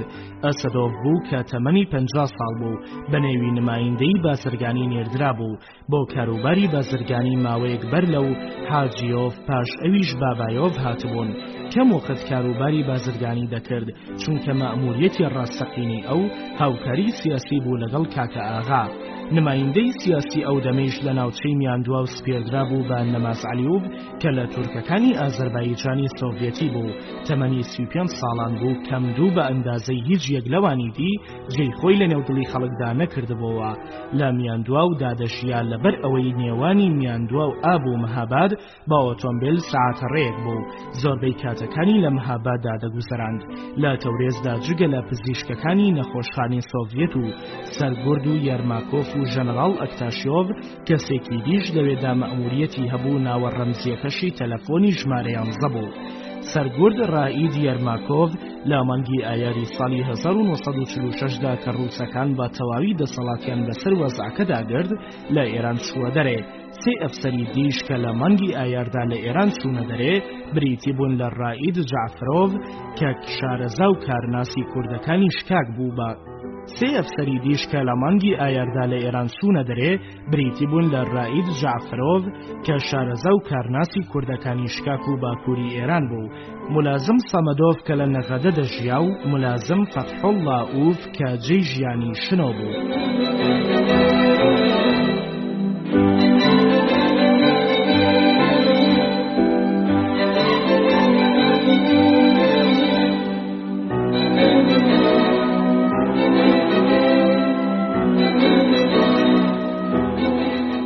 بڕیاری دەوڵەتی نێوان پیشەوەری و ڕابەرانی کۆماری کوردستان. لە ناوەڕاستی مانگی نیساندا ڕاوێژکارانی ڕووس لە تەورێز و ورمێ و مەهاباد هەوڵیاندا کێشە دژوارەکانی نێوان دوو حکوومەتی کوردستان و ئازەربایجان لە ڕێگەفتوگۆ و مفاوەزاتی دۆستانەوە چارەسەر بکەن. نوێنەرانی کورد پێکاتبوون لە قازی محەممەد حسێنی سەیفی قازی، سەید عەبدوڵڵای گەیلانی، ئەمەرخانی شکاگ، ڕەشید بەگی هەرکی، قازی محەممەد خزری شنۆ. شێوەی ئەم هەیئەیە لەلایەن کۆنسوڵی ڕووس هاشمۆڤەوە قبوڵ کرا و ئەویش بوو بە یەکێ لەوان تا کێشەکانی ئێل و ئەشیرەتەکانی ناوچەیەکی گەورەی ڕۆژئاوای دەریاچەی ورمێ چارەسەر بکەن. نوێنەرەکانی کۆماری ئازەربایجانیش کە بەرانبەریان دانیشتبوون پێکاتبوون لە جعفەری پیشەوەری، حاجی میرزا عەلی سەربەستەری، سادق پادگان، سەلاموڵڵا جاوید، محەممەد بێڕیا. لە سەرچاوە کوردیەکانەوە زانراوە ئەم پەیمانی دۆستایەتی و هاوکاریە لە 23 نیسانی ساڵی 1946دا ئیمزا کرا و دەسەڵاتی نمایندەکانی ڕووس لەوێدا بوون چونکە لە تەواوی ماوەی گفتوگۆی نێوان نمایندەکانی کورد و تورک لە ژوورێکی بەرامبەردا دانیشتبوون. کوردەکان لەگەڵ ڕووسەکاندا دڵگەرم بوون، زیاتر دەستیان لەسەر ئەوە دادەگرت حاکمیەتیان بەسەر ناوچەکانی ڕۆژئاوای دەریاچەی ورمێدا هەبێ. دووبارە ڕووسەکان دەستیان لەسەر ئەوە دادەگرت کە تا ئەو ڕۆژەی کوردانی تورکیە و عێراق هاوزمان لەگەڵ کوردانی ئێراندا ڕانەپەڕن ئەوە ناتوانن بە هیچ جۆرێک گۆڕان بخرێتە سەر سنووری کوردستان یا دەستنیشان و جیاکرێتەوە. بەندەکانی ڕێکەوتن نامەکە لە بۆتەی فرامۆشیدا مایەوە بۆ دامرکانەوەی ئاگری ناکۆکی. ئەوی پێویست بوو بڕیاری لەسەردرا و بەم شێوەیە بوو. بەندی یەکەم، لە هەر شوێنێکدا دەبێت دوو حیزب دەستنیشان بکرێ، ئەبێ نوێنەرانی ڕسمی هەردوو لاژ دەسەڵاتی پێویستیان هەبێ. بەندی دووەم، لەو شوێنانی ئازەربایجان کە زۆربەی دانیشتوانی کوردن کاروباری دائیرەکانی دەوڵات با دەستی کوردەوە بێ و با پێچەوانەشەوە. بەندی سێیەم بۆ چارەسەرکردنی مەسەلە ئابوووریەکان ئەبێ کۆمیسیۆنێکی تێکەڵ مواتە موختەڵات کۆمیسیۆنیش با کۆششی سەرانی هەردوو حکوومەت دەست بەکار بکا. بەندی چوارەم لە کاتی پێویستدا لە نێوان حکوومەتی میلی ئازەربایجان و کوردستاندا یەکێتی جەنگی ساز درێ و کۆمەکی یەکدی بکەن. بەندی پێنجەم هەر شێوە مفاوەزاتێ لەگەڵ حکوومەتی تارانا دەبێ بە ڕەزامەندی هەردوو حکوومەتی ئازەربایجان و کوردستان بێ. بەندی شەشەم حکوومەتی ئازەربایجان بۆ بەرەو پێشبردننی زمان و فەرهەنگی کوردان کە لە ئازەربایجاندا دەژین کۆشش ئەکە و با پێچەوانەشەوە. بەندی حوتەم هەر کەسێ هەوڵی لە نێوبردننی دۆستایەتی مێژووی دوو نەژادی ئازەر و کورد بدا و یەکێتی دیموکراسی لە کەدار بکا ئەوە دەبێ بە هەردوو لا سزای بدەن. تەواوی ئەوانەی لەم باستانەدا ناوبران لەژێر ئەم پەیمانەدا ناو ئیمزای خۆیان نووسی. کوردەکان کە لە ژێر بڕیارەکەدا ئیمزایان کرد زۆر بە دەوڵەتی دۆزواتە ڕووسیا دڵخۆش نەبوون، بەڵام وا دەکەوتە بەرچاو کە چیدی ڕێگەڕانەوەیان نەبێ. لە تارانەوە حاڵەتێکی نادیار و غەمامێز کەوتە نێوەوە بە تایبەت کە بۆیان دەرکەوت دوو ئوستانی ئێرانی وەکو دوو دەوڵەتی جیا نوێنەری ڕسمی خۆیان دەگۆڕنەوە و ئیمزای ئەم جۆرە بڕیارانەش ئەکەن. بەڵام قیوام سەڵتەنە توانی سوود لە مەیلی ئازەربایجانیەکان وەرگرێ کە بایەخیان بە بەندی پێنجی بڕیارەکە نەدەدا. هەروەها حکوومەتی مرکزی لەوەی کە تورکەکان وەڵامی دروست و تەواوی کوردانیان نەدابووە و ساردیەک لە نێوانیاندا بوو، ئەم ساردەی بۆ بەرشەوەندی خۆی خۆستەوە بە تایبەت کە ئیبینی کوردەکان مەیلیان بە تارانەوەیە نەک بە تەورێزەوە. یەکێ لەو بەندانی کە قازی بایەخی پێدەدا بەندی چوارەمی پەیمانەکە بوو کە ئیشارەت بە هاوکاری سوپایی لە نێوان هەردوو لاو لە کاتی پێویستدا درابوو. کاتێ قازی گەڕایەوە بۆ مەهاباد دەستەیەکی سوپایی و سەرکردەکانی داوت کرد داوای لێکردن سوێند بخۆن کە هەر کاتێ ئازەربایجان کەوتە بەر هێرش ئەمان بۆ بەرگری ئەوان ئامادە بن. قازینەی دەتوانی ئومێدەوار بێ بەوەی کە ئازەربایجانیەکان دەربارەی ئەو بەندانەی پەیوەستن بە خۆیانەوە دروست و ڕازگۆ بن. ئەڵبەتە ئێزی سوپایی عیززەت و ڕەشیدی ئەوانی هەند لا گەورە نەبوو، بەڵام لەوە دڵنیا بوون کە حکوومەتی تەورێز لە ژێردەستی کۆمیسیۆنەکاندایە. لە ڕووی تیۆری و ئەندێشەیەوە هەم لە ڕووی کردارەوە بە تەواوی لە ژێردەسەڵاتی ڕووسیایە. ئەنجامێکە شایستەی ئەوە بێپێی دڵخۆش و ئومێدەوار بێ تەنها ئەو دەمەوە ئەنجام گەیشت هاوکاری سوپایی لە نێوان کوردستان و ناوچەکەدا هەبێ کە زیندووبوون و بەردەوامی ژیانی ناوچەکە لەلایەن یەکێ لە دوو دەسەڵاتدارەکانەوە مسۆگەر کرابێ.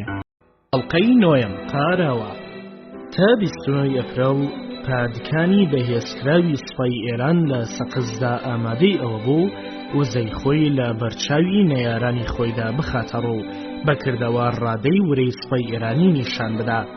لەلایەکی دیشەوە دڵنیا بوو هەندێک لە سەرگەعێڵ و ئەشیرەتەکانی ناوچەکە بە نهێنی پەیوەندیان بە هێزەکانی دەوڵەتەوە هەیە و لا کاتی پێویستدا سوودیانە بێ.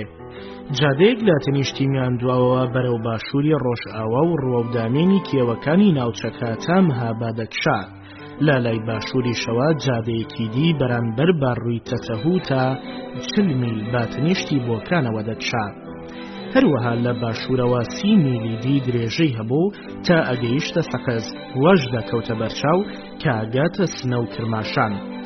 لە نێوان میاندوا و سەقز کە ئاوی چاکی هەیە گوندی بەپیت و زەویوزاری بنەماڵەی ئیلخانی زادەکانی بۆکان دهبەکەری و فەیزۆڵڵا بەگی بەرامبەر بە سەقز ئۆقەیان گرتووە. بەرەبەیانی ڕۆژی 24 نیسان سەرهەنگ کەسری فەرماندەی سوپایەکی 600 نەفەر سوار و تۆپخانەشی پشتیوانیە کردن. بەرەو باکوور و ڕووە و دوژمن کەوتە ڕێ مۆسیقای سوپایی ورەی پێدەبەخشین و حاڵەتێکی تایبەتی بۆ دروست کردبوون. نزیکی نیوەڕۆ پاش ئەوەی 8 میل ڕێیان بڕی بوو گەیشتنە گوزەری قارەوە قادر ئاباد. لەوێدا بار و بارخانیان لە نێوان بێشەیەکی کەنار و باردا دانا و ئۆردویان دامەزراند. بە پێی سەرنجی بەرزانیەکان ئەم هاتوو چوون و گواستنەوەیە تەنها بۆ ترساندنی ئەوان بوو. لەم کاتەشدا بەرزانیەکان لە ژوور و شاری سەقز و لە ڕۆژئاوای جادەبوون. خۆیان شاردبەوە و لە 4 لاوە گەماری و سوپاکەیاندا و دەزڕێژان لێکردن. هەر لە یەکەم سەددا 21 سەرباز کوژرا و 17 بریندار و 40 دەستگیر کرد و ئەوانی دیان تا ناو شاری سەقز ڕاونا. پاژنیوەڕۆی ئەو ڕۆژە دیلەکانیان بە ئۆتۆمۆبیلێکی سەربەتاڵ ناردە مەهاباد. لە شاردا مەراسیمی گشتی هەبوو هەر کە دیلەکان گەیشتن مەراسیمەکە کرا بە جەژن و شادی. خەڵکەکە بە چاوی دیاریەوە دەیانڕوانی دیلەکان نەک بە چاوی دوژمنکاریەوە. پاش ماوەیەک دیلەکانیان گەڕانەوە بۆ سەقز و بۆ لای هاوڵەکانیان و لەوێشەوە نێدران بۆ تەورێز تا لەوێدا ئازاد بکرێن و بەرەو تاران بگەڕێنەوە. مەسەلەی قاراوە زیاتر بە شێوەی داوی کۆن و لە مۆتکەوتوی کوردان بوو، نەک جەنگێ بە شێوەی نوێ. لە کۆتاییدا ئەوەی نیشانەدا کە توانای سوپایی و بەرگری لە ناوچەکەدا هەیە. هێزی ئێران لەوێدا بە تەواوی تێکشکێنرا، ئەویش سەبارەت بە جێو شوێن بوو نەک بەوەی ئێرانیەکان لە جەنگە ترسان. بە هەر حاڵ سەرکەوتنی کوردەکان لەم دەرگیریە دڵگەرمی و شادی فراوانی بۆ جمهوری نوێ وەدەسێنا.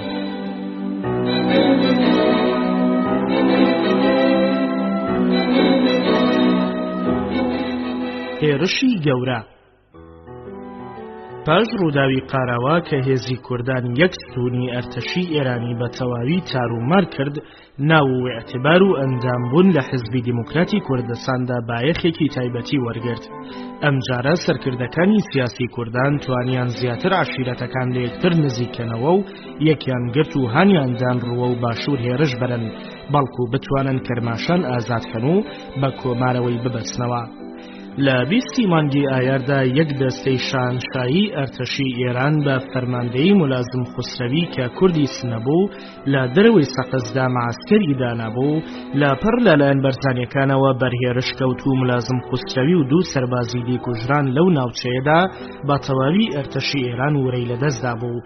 لە سەرەتای مانگی حوزەیران سوپای تازە نێدرا و سەر لەنوێ لە سەقزدا سەقەمگیر بوون.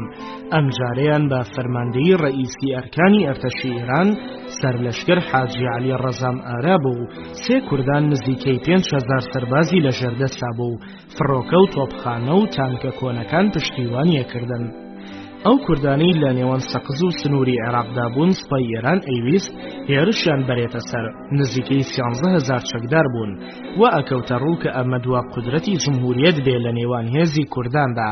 هێزی عەشایری بە جوانی دەرەکەوت. پێویستەکە لە سەرەتادا ئەوە ڕوون بکەینەوە کە تا ئەمڕۆ کوردەکان لە زۆربەی جەنگەکاندا لە حاڵەتی دیفاع و بەرگریدا بوون، وەک سەردەمی ئەوروپای سەدەی 19.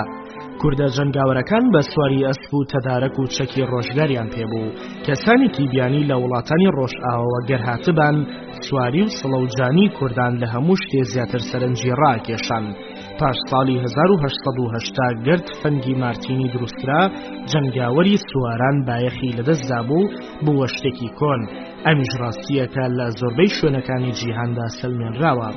تا ئەمڕۆژ سوارانی کوردی جەنگاوەر دەتوانن سوپای بە چاکی مەشق نەدیدا بترسێنن، گەر بەرامبەرەکەیان چەکی چاکی پێبێ و ئاشنایی شێوەکانی ناوچەکە بێ، ئەوە گەلێ سەختە کوردان ڕوبەڕوویان بوەستنەوە.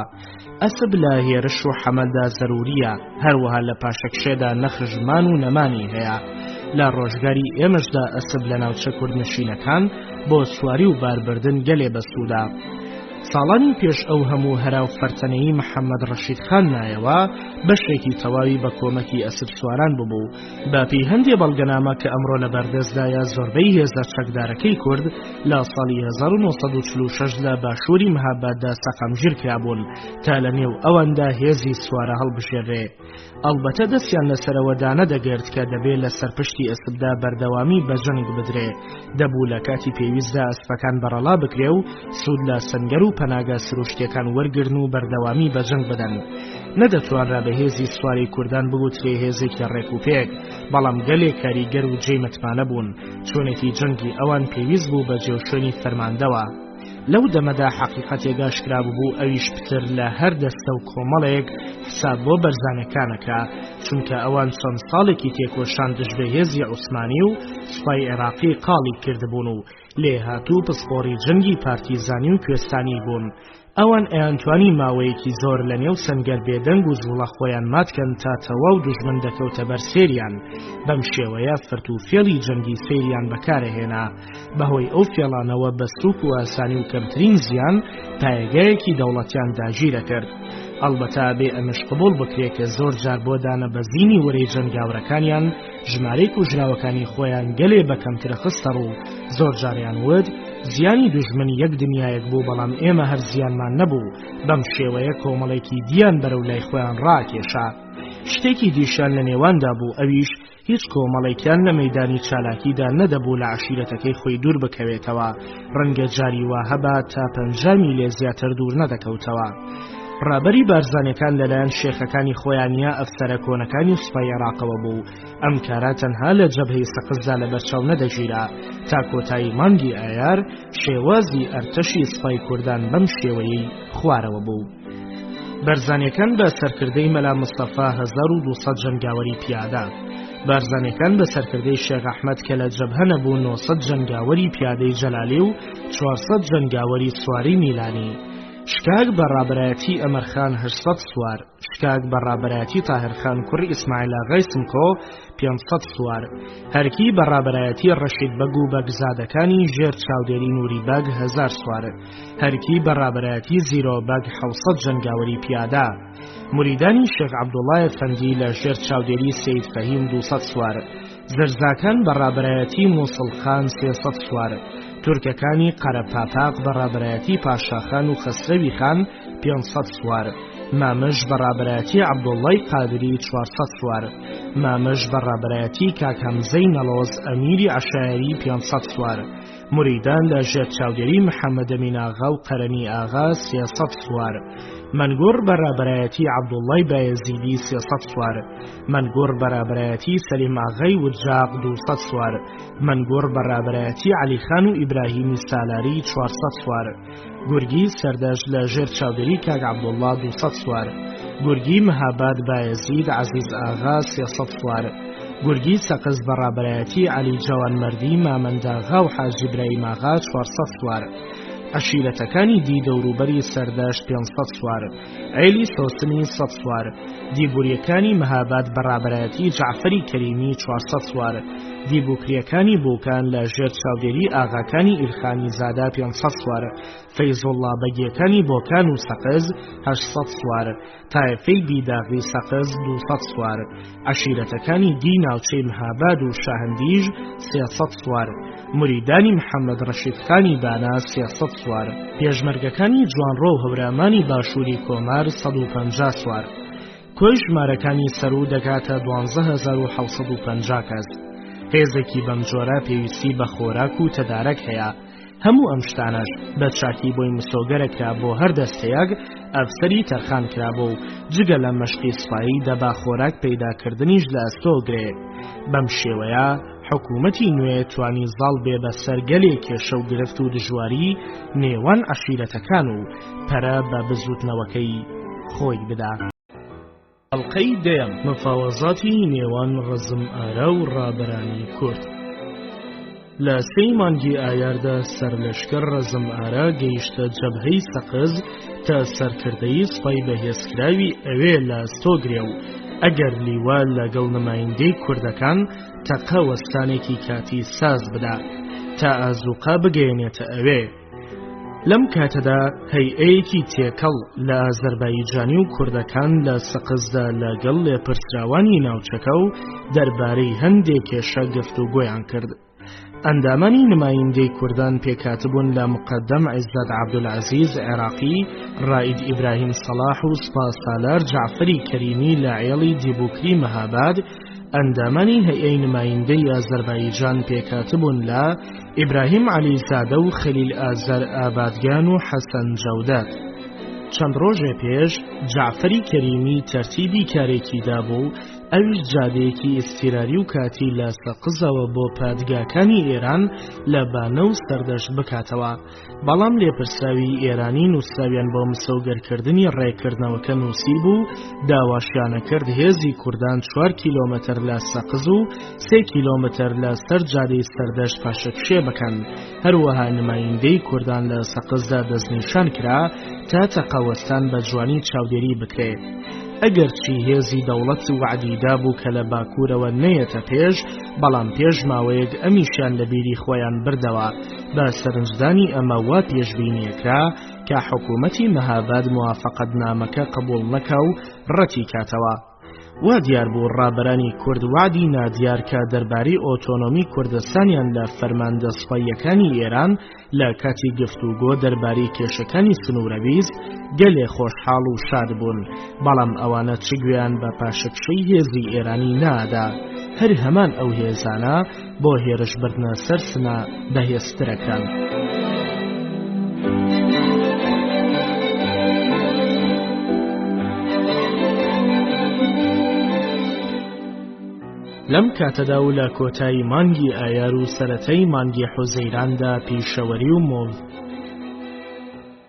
لەم کاتەدا و لە کۆتایی مانگی ئایار و سەرەتای مانگی حوزەیراندا پیشەوەری و مزەفەر فەیروز دەربارەی ئەو مەسەلانی کە لە 22 مانگی نیساندا لەلایەن قیوامەوە ئێعلان کرابوو و مژۆڵی گفتوگۆ بوون تا ڕێک وەدەست بهێنن حکوومەتی ئازەربایجان و حکوومەتی مەرکەزی لە سەری ڕێکەوتن.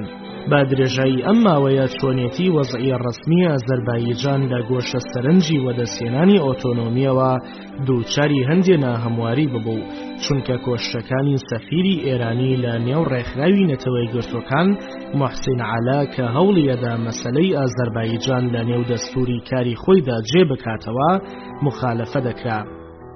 لە پڕ مەسئولەکانی تەورێز و ڕۆژنامەکان دەستیان بە تووپاتکردن و بڵاوکردنەوەی ئەم مەسەلەیە کرد.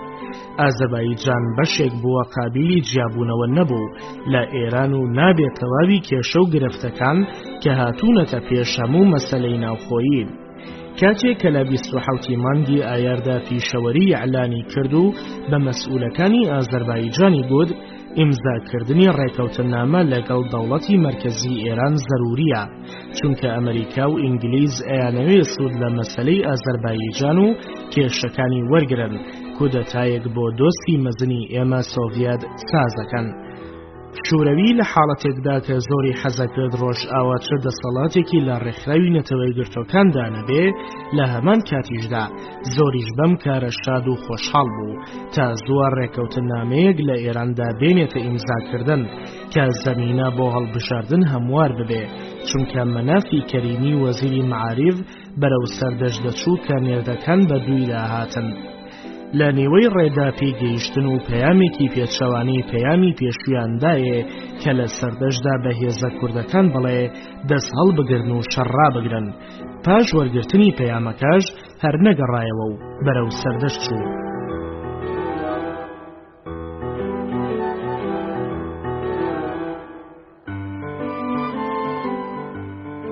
ئاشتی و تەقاوەستاندن. بەر لە هەموو کارێ ئاگاداری هێزی کوردان کرا کە دەست بپارێزن و هێرش نەکەن. مەنافی کەریمی 2 هەفتە لەوێدا مایەوە. لەو ماوەیەدا لەگەڵ ئەفسەرانی ئەرتەشی ئێران سەرتیبایروم و سەرهەنگ پزیشکیان دیدار و گفتوگۆی کرد. جەوی گفتوگۆکە دۆستانە بوو.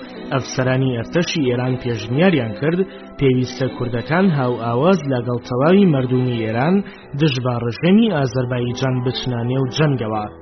لە حاڵەتێکدا لە بەرچاوی کوردەکانم کارە ڕێک و پەسەند بوو، بەڵام بەپێی دیدی ئەندامانی کۆمیتەی مەرکەزی حزبی دیموکراتی کوردستان وانە بوو ئەم هەواڵە نەیتوانی ئەمانیش وەک ئاغای عەشیرەتەکان شاد و دڵخۆش بکات. لەم ماوەیەدا گفتوگۆی گەلێ جدی لە نێوان قازی محەممەد و سەرلەشکر ڕەزم ئارە لە گوندی سەرادا کرا. قازی لەلایەن ڕاوێژکارانی ڕووس کەوت بۆ ژێر گوشارەوە کە دەبێت لەگەڵ لێپرساوانی ئێران گەلێ نەرم و بە حەوسەڵە بێ، بە ناچاری تەقاوەستانی قبول کرد. هەروەها ڕازیش بوو ڕێیگەیاندنی ئازوقا بۆ پادگاکانی بانە و سەردەش بکاتەوە. 3 کەسی بۆ نمایندەی سەقز هەڵبژارد. ئەم 3 کەسەش بریتی بوون لە حاجی باباشێغ، هەژاری شاعیر، حاجی محەممەد ئاغا بوون. ئەم 3 کەسە لە سەقزدا مانەوە بە بێهودەیی چاوەڕێی گەیشتنی دەستور بوون تا لە تارانەوە بگاتە فەرماندەکانی ئەرتەش، تا شارەکانی سەر سنوور بخەنە ژێر دەسەڵاتی هێزی چەکداری کورد تا ئەمانیش بۆ پاراستن و ئاگاداریان وەخۆکەون.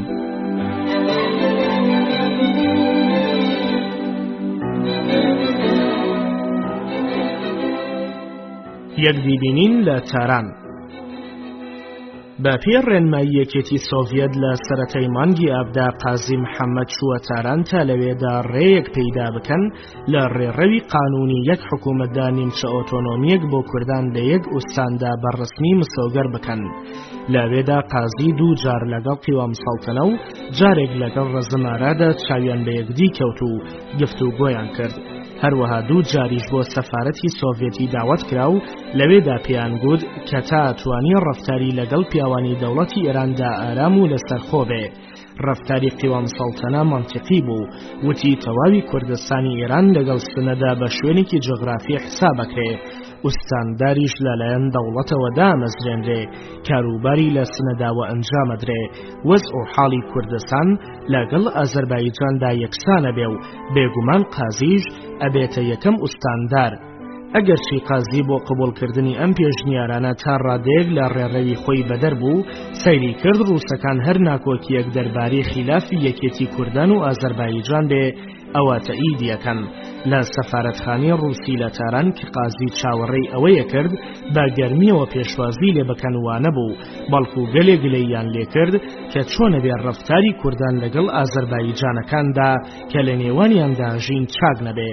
بە چاکی دیار بوو قبولکردنی پێشنیارەکانی قیوام سەڵتەنە لەلایەن لێپرسراوانی ئازەربایجان جگە لە خیانەت تشتێکی دینیە، چونکە نەدەبوو پێشنیارەکان قبول بکرێ و ئاگاداری لایەنی ڕووسەکانیش بکرێ. چارەنووس و ئایندەی کوردانی بێقودرەت و بێدۆست و تەنها بەسرابەوە بە هەستی ئینسانی و دۆست و بەزەیی هاوسەی بەتوانای باکووری. قازی بە هیچ جۆرێ ئامادە نەبوو بەرپرسیاری شکست لە ئەستۆ بگرێ. لە کاتێکدا کە سەفەرەکەی بێسەرنجام و هیچی وەدەست نەهێنا بەرەو مەهاباد گێڕایەوە. قیوام سەڵتەنەی سەرۆکی دیبلۆماتی ئێران ڕەنگە پێشبینیە و کاری کردبێ کە پێشنیارەکانی ڕەدەکرێتەوە و نەتوانێت تەواوی حیزبەکانی ناوچەکان ناچار بە تەسلیم بوون بکا و سەر نەکەوێ.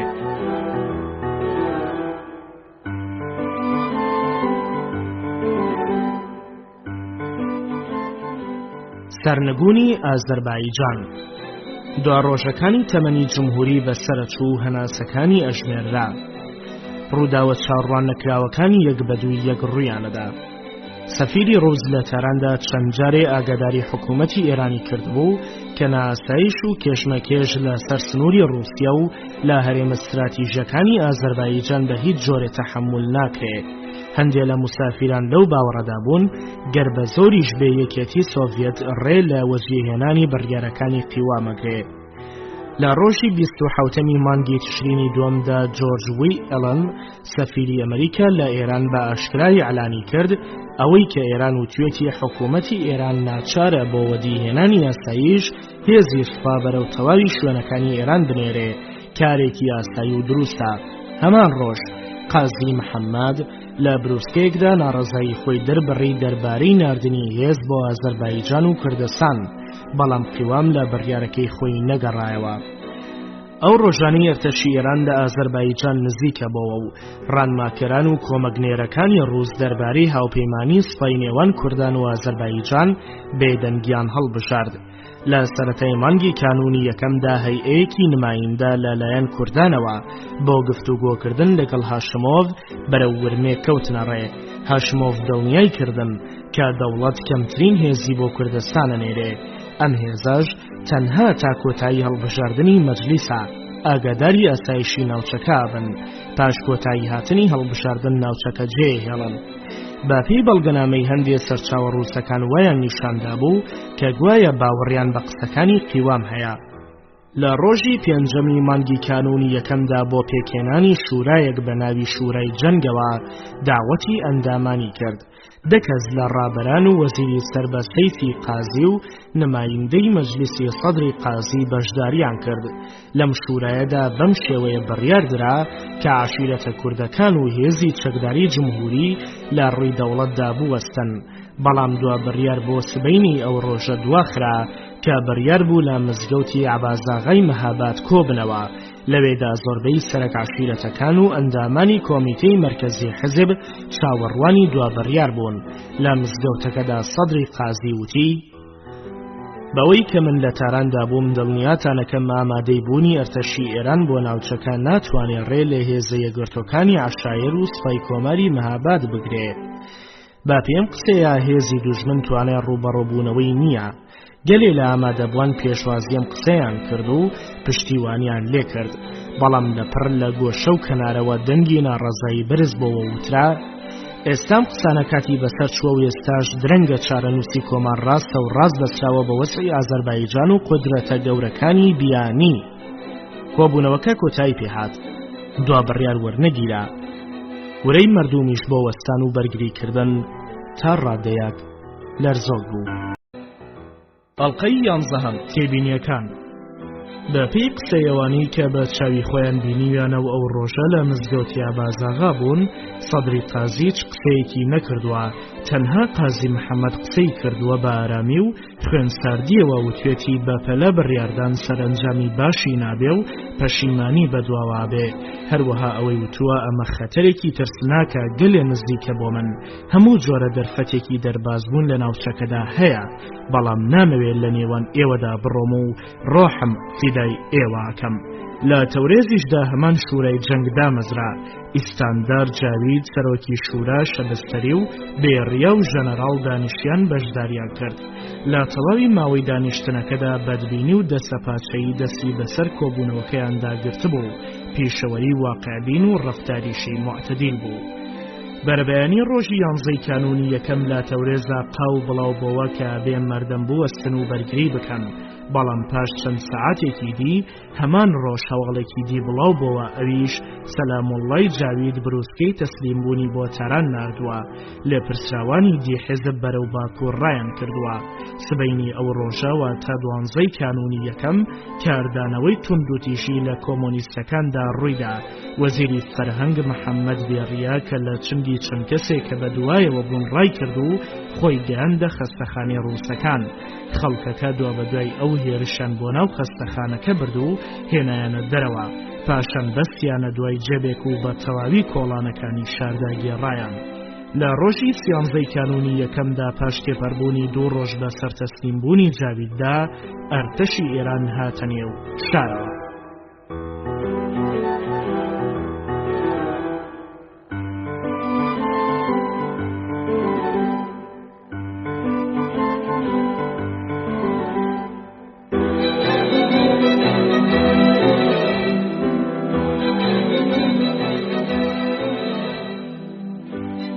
سەرنگونی مەهاباد. لە پڕ سەرنگونبوونی حکوومەتی ئازەربایجان کوردانی مەهابادی تاساند و دگێژی کردن. لە کاتێکیشدا مژوڵی لێکۆڵینەوە بوون و چاوەڕێی ڕانمایی قازیانە کرد کە چیشکاک و هەرکیەکانی ڕۆژئاوای دەریاچی ورمێ وەک گوڵە بە ڕۆژە ڕویان لە هەتاو بوو. ڕۆژی 11 کانونی یەکەم هێرشان بەردە سەر پێدەشتەکانی خوار و بەرەو ورمێ و تەورێز ڕیان گرتەبەر تا لە سەرکەوتنی ئەرتەشی ئێراندا بێبەش نەبن. لە مەهاباددا بە جوانی و ڕوونی ئاشکرا بوو کە ڕووسەکان پشتی حکوومەتی تەورێزیان کە خۆیان دروستیان کردبوو بە هیچ جۆرێ نەگرت. قازی و هاوکارانی هەرگیز بەجددی بڕیاری بەرگری و وەستانیان بەرامبەر بە هێزەکانی دەوڵەت وەرنەگرت بوو. با پێی داوەتی لێپەسراوانی حیزب دەستەیەکی سوپایی کۆبوونەوە دەربارەی ڕاکردن بۆ عێراق یا ڕووسەکان گفتوگۆ و ڕاگۆڕینەوە کرا. ئەوانەی ئامادەی ڕۆیشتن بوون نزیکی خۆراوەی ڕۆژی 14 کانونی یەکەم چوونە ماڵەکەی قازی تا داوا لەویش بکەن لەگەڵیاندا شار بەجێ بهێڵێ. قازی پێشنیارەکەی ئەوانی قبول کرد و پێیوتن هەر شتێکتان پێویستە لەگەڵ خۆتانە بیبەن، بەڵام من لەگەڵ خەڵکی مەهاباد ئەمێنمەوە، چونکە سوێندم خواردووە لەگەڵیاندا بمێنمەوە و ئاگاداریان بەم حکوومەتی مەرکەزی بەڕق و تووڕەبوون و کینەوە ئەگەڕێتەوە. ئەگەر من بگرێ ئەوە هەموو تووڕەبوونەکەی بەسەر مندا ڕێژێ و دەست لە خەڵکەکە هەڵەگرێ، هەر لەبەر ئەم هۆیەی کە خەڵکی شار دووچاری زەرەر و زیان نەبن من ناچارم بمێنمەوە. پاشان گفتوگۆ دەربارەی وەزعی گشتی دەستی پێکرد. هەمویانەوەیان دووپات کردەوە گەر کێشە و گرفت تووشی قازی نەبێ و بە زیندوی بیهێڵنەوە، ئەوە بۆ ئەوانەی دی کە پلەیان نزمترە هیچ ترسونی گەرانیەک نامێنێ. جەنگ و بەرگری یان ڕاکردن لە کەنار نرا، تەسلیمبوونی بێقەید و شەرت قبول کرا. ڕۆژی 14 کانونی یەکەم کۆمەڵی کوردی شارنشین و سەرەگ عەشیرەتەکان بەرەو ڕۆژئاوای باکوور کەوتنە ڕێو، چوونە میاندوا و لەوێدا سەرلەشکر همایۆنی کە بەپێی سەقزدا هاتبوو دیدار و گفتوگۆیان لەگەڵ کرد. ئەو کەسانەشی پێکاتبوون لەگەڵ میرزا ڕەحمەتی شافعی، شێخ حەسەنی شەمسی، بورهانی عەلیاغای ئەمیر، عەشایەری و چەند کەسێکی دی کە دڵسۆزیان بەرامبەر بە کۆمەر نەنواندبوو پێیان وابوو بە چاکی و ڕەفتاری ڕێک لەلایەن لێپرسراوانی ئەرتەشی ئێران پێشوازی ئەکرێن. ئەو کەسانە لە سەر و سیمای سەر لەشکر همایۆندا بەخشین و لێبوردنیان بەدیە کرد. گەڕانەوە بۆ مەهاباد تا بە خەڵکەکە بڵێن ئەوانەی تەسلیمی دەوڵەت ئەبن ئەبێ ئەمین بن. ڕۆژی 15 کانونی یەکەم ئەسەدۆڤ نمایندەی بازرگانی ڕووس لە مەهاباددا چێتە ورمێ و پەیوەندی بە کۆنسڵگەری ڕووسیاوە کات. یەکێ لە لێپرسراوانی ڕەسمی کوردان تاوانی ئەوەی خستە پاڵ ئەسەدۆڤ کە لە بەدترین وەزع و حاڵدا دۆستەکانی خۆی جێهێشت و بە تەنهایی هێشتینەوە. ئەسەدۆڤیش گەلێ وەڵامی بێسەروبەری دابووە و وتبووی چۆنیەتی وەزعی جمهوری پێیوەستە بە چۆنیەتی وەزعی جیهانەوە. ئەگەر ناوی حزب جارێکی دی بگۆڕن و بیکەنەوە بە کۆمەڵەی ژێکاو ئەشێ ئیمکانی ئەوە هەبێ ڕووس کۆمەکیان بکات. ڕۆژی دوایی قازی محەممەد سەیفی قازی و حاجی بابا شێخ و چەند کەسێکی دی بە ئۆتۆمۆبیل بەرەو میاندووە و کەوتنە ڕێ و لەوێدا خۆیان تەسلیم بەسەر لەشکر همایۆن کرد. همایۆن پرسیاری لە قازی کرد بۆ ڕانمایی کوردانیە کرد تا لە ئێران جیا ببنەوە. قازی وەڵامی داوەتەوە وتی هەر کارێ لە ژێر چاودێری و گوشاری ڕووسەکاندا ئەنجام درراوە. سەر لەشکر همایۆن وتی ئێوە چەند مانگێ لەوە وبەر لە تاران بوون بۆ چی بەم شێوەیە باسەکەت لەگەڵ قیوام نەکرد و پێت نەگوت. گفتوگۆ دەربارەی گۆڕینەوەی کار بۆ ئەو جا قازی ئاگاداری سەر لەشکر همایۆنی کرد و وتی بارزانیەکان هێشتا لە مەهاباددان و ئەیانەوێ بەرگری لە شار بکەن و ئەیانەوێ دووبارە بۆکان داژیرکەنەوە. سەر لەشکر همایۆن بە باشتری زانی بە قازی و حاجی بابا شێخ و سەیفی قازی بڵێ کە خۆتان بەرەو بۆکان بچن و بە چاوی خۆتان بیبینن. بارزانیەکان چەند ڕۆژێ لەمەوبەر شاریان چۆڵ کردووە و لە ڕێی باکووری ڕۆژ ئاوەوە بەرەو مەهاباد کەوتونەتە ڕێ. قازی لەگەڵ همایۆندا ڕوە و گوندی دیبوکریەکان کەوتنە ڕێ کە جێی ژیانی سەرانی ئیلخانی زادەکان بوو. ئەوان لە ساڵی پارەوە پەیوەندیان بە سەر لەشکر همایۆنەوە هەبووە. ساعت 4 بەرەبەیانی ڕۆژی 16 کانونی یەکەم قازی محەممەد و حاجی بابا شێخ سەر لەشکر همایۆنیان ئاگادار کردەوە کە توانن لە ڕێیەکی قەت بڕەوە بەرەو مەهاباد بچن، بەڵام سەرۆکەکانی دیبۆکری وتیان بەفر جادەی گرتووە. بۆیە گەڕانەوە بۆ میاندووە و لەوێەوە بە تەلەفۆن ئاگادارکرانەوە کە لە مەهاباد چاوەڕێی گەڕانەوەیانە. قازی پاش ئەوەی بە تەلەفۆن لەگەڵ مەهابادا قسەی کرد بە سەر لەشکر همایۆنی ود کە پایتەختی کوردان ئارام نییە و بارزانیەکان لە نێو شاردان و خەیاڵی بەرگریان هەیە. همایۆن بە قازی ود بگەڕێتەوە بۆ مەهاباد شار و ناوچەکە ئامادە بکا بۆ ئەوەی ئەرتەشی ئێران بێنە ناویەوە. کاتێکە لە 15 دیسەمبەردا هێزی بەرگری ئازەربایجان نەمات چەند هەزار سەربازی تورکی ئازەربایجانی کە بۆ بەهێزکردنی جەبهەکانی نێردرابوون بەرەو لای تەورێز پاشەکشیان کرد. هاوزەمان مەلا مستەفاش لەگەڵ 1500 بارزانی و دەستەیەک لە عەشایرە کوردەکانیشی لەگەڵ بوو لە ڕێمیان دوا و بەرەو لای بۆکان کەوتوو بۆ ڕێ. لە بۆکاندا بڕیاریدا لە ڕێیەکی قەدبڕی شاخاویەوە بگاتە مەهاباد. لە بۆکاندا یەکێ لە سەرانی ئیلخانی زادە پێیود ئەرتەشی ئێرانی ناتوانێ هێزی کوردان تێک بشکێنێ. کاتێکە سەرهەنگ غەفاری لەگەڵ دەستێک چەکداری ئەرتەشی لە 12 دیسەمبەر هاتنە نێو بۆکان، هێزی عەشایری ناوچەکە خۆیان گەیاندێ بۆ ئەوەی زیاتر وەفاداری خۆیان ئیسپات بکەن. داوایان کرد ڕێیان بدرێ لەگەڵ ئەرتەشیدا شان بەشان بچنە نێو شارەوە. لە ڕۆژی 15 دیسەمبەر غەفاری لەگەڵ عەشیرە هاوپەیمانەکانی لە دەوروبەری مەهاباددا سەقەمگیر بوون. خەمی ئەویان هەبوو کاتێکە بچنە نێو شارەوە ڕەنگە ئەم کارە بە ئارامی و ئەنجام نەیات. قازی محەممەد لە ڕۆژی 16 دیسەمبەر جعفەری کەریمی ناردە لای سەرهەنگ غەفاری پێیوەد کە بە سەرهەنگ غەفاری بڵێ بەپی ئەو ڕێکەوتنامەی لەگەڵ سەر لەشکر همایۆنی ئەنجام دراوە ئەبێ هێزی هاوپەیمانی دەوڵەت سەرەتا بێنە شارەوە و دەسەڵات بەسەر وەزعدا بگرن. هەروەها ئاگاداری سەرهەنگی کردکە بارزانیەکان هێشتا لە نێو شاردان. هەروەها عەشایرەکانی دی کۆششی فراوانیان هەیە بۆ ئەوەی بێنە ناو شار. ئەمە یەکەم جار نەبوو قازی ڕێ لە هێرش و غارەتی عەشیرەتەکان بگرێ و ئیجازەی نەدەدا ئاگر و جەنگ و کوشتاری بێهودا بەرپا بێ. سەرهەنگ غەفاری زۆر بە زیرەکی تا ڕۆژی 17 دیسەمبەر کارەکەی دواخست تا سەر لەشکر همایۆنی و ئەو هێزە سوپایی لەگەڵیدایە دێن پێکەوە لە باکووری ڕۆژ ئاواوە نزیکی پایتەختی جمهوری بوونەوە. لە ڕۆژی 16 دیسەمبەر مەلا مستەفا گەلێ بەپەلە بۆ گفتوگۆکردن لەگەڵ قازی محەممەد خۆی گەیاندە مەهاباد و بە قازی ود ئەگەر بڕیاری ڕۆشتن وەرگیراوە ئەوە تا سنووری عێراق لەگەڵ قازیدا بێ، بەڵام پاش گفتوگۆیەکی زۆر وەڵامی قازی محەممەد هەمان وەڵام بوو کەوتبووی: ئەزانم گەر من بمێنمەوە ژیان مەکەوێتە مەترسیەوە، بەڵام قەی ناکە، من پابەندی سوێندی خۆمم مەردوم بەجێ ناهێڵم.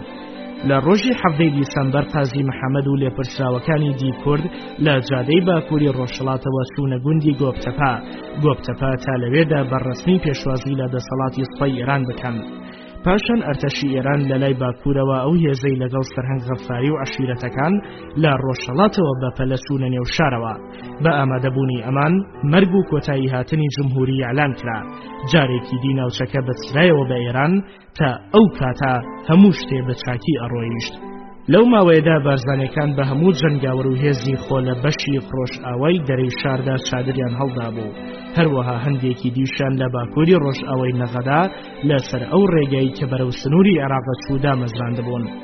لە مەهاباد و شوێنەکانی دی لێپرسراوانی کوردگەلێ بەپەلە هەوڵیانەدا تەواوی وێنە و بەڵگەنامەکان و تا دوایی لەنێو بەرن. خودی مردومیش گەلێک نامە و وێنەی قازیە ستالینیان دەسووتان. چەکە بسکۆلەکەم دەشاردەوە چەکە گەورەکان ئامادەکران تا تەسلیم بە ئەرتەشی ئێران بکرێت. 3000 تفەنگی بەرنە و 120 ڕەشاش و 2 عەراد و تۆپ و نارنجۆک بارزانەکان بەرەو نەغەدەیان بردن. هێزەکانی ئێران لەو سەرماوسۆڵەیەدا کە ڕێگەی درێژیان بەڕێبوو بە تەواوی هیلاک ببوون. لە مەهاباددا سەقامگیر بوون، ناچار بوون بورجی بڵند دروستکەن تا لەوێوە حراسەتی شەر بگرن و ئاگادار بن لە هێرشی ناگەهانی بەهەرزانیەکان و عەشایرە دەوروبەرەکانی مەهاباد. کاتێکە سەر لەشکر هومایۆن گەیشتە نێو شاری مەهاباد، قازی محەممەد پێیوت گەلێک غەمی عەلی کوڕی ڕەشیم هەیە. ئەو کاتە عەلی لە تەورێز بوو. ڕۆژی 19 دیسەمبەر سەر لەشکر هومایۆن ئۆتۆمۆبیلێکی بۆ تەورێز نارتا لەگەڵ عەلی بگەڕێتەوە بۆ مەهاباد. لە گیرفانی عەلیدا نامەیەک دۆزرایەوە کە سەدری قازی نووسی بووی. سەدری قازی لە 8 مانگی دیسەمبەر چوو بۆ ورمێ و لەوێشەوە بەرەو تەورێز چوو بوو. یەکێ لەو کارانەی کە سەدر لە پێناوی چوو بۆ تەورێز هێنانەوەی قوتابیە کوردەکان بوو کە لە دانشگای باکۆدا بوون. لەو نامەیەدا سەدری قازی نووسی بووی لەگەڵ هومایۆنی چاک و دۆستان بە تا خۆم ئەگەن مەتاران و ئەسمەلای قوام ڕەنگە چاوپۆشین و عەفوو بۆ لێپرسراوانی حکوومەتی مەهاباد زامن بکەم. هومایۆن نامەکەی خوێندەوە، ئەو جا بۆ قازی محەممەدی نارد.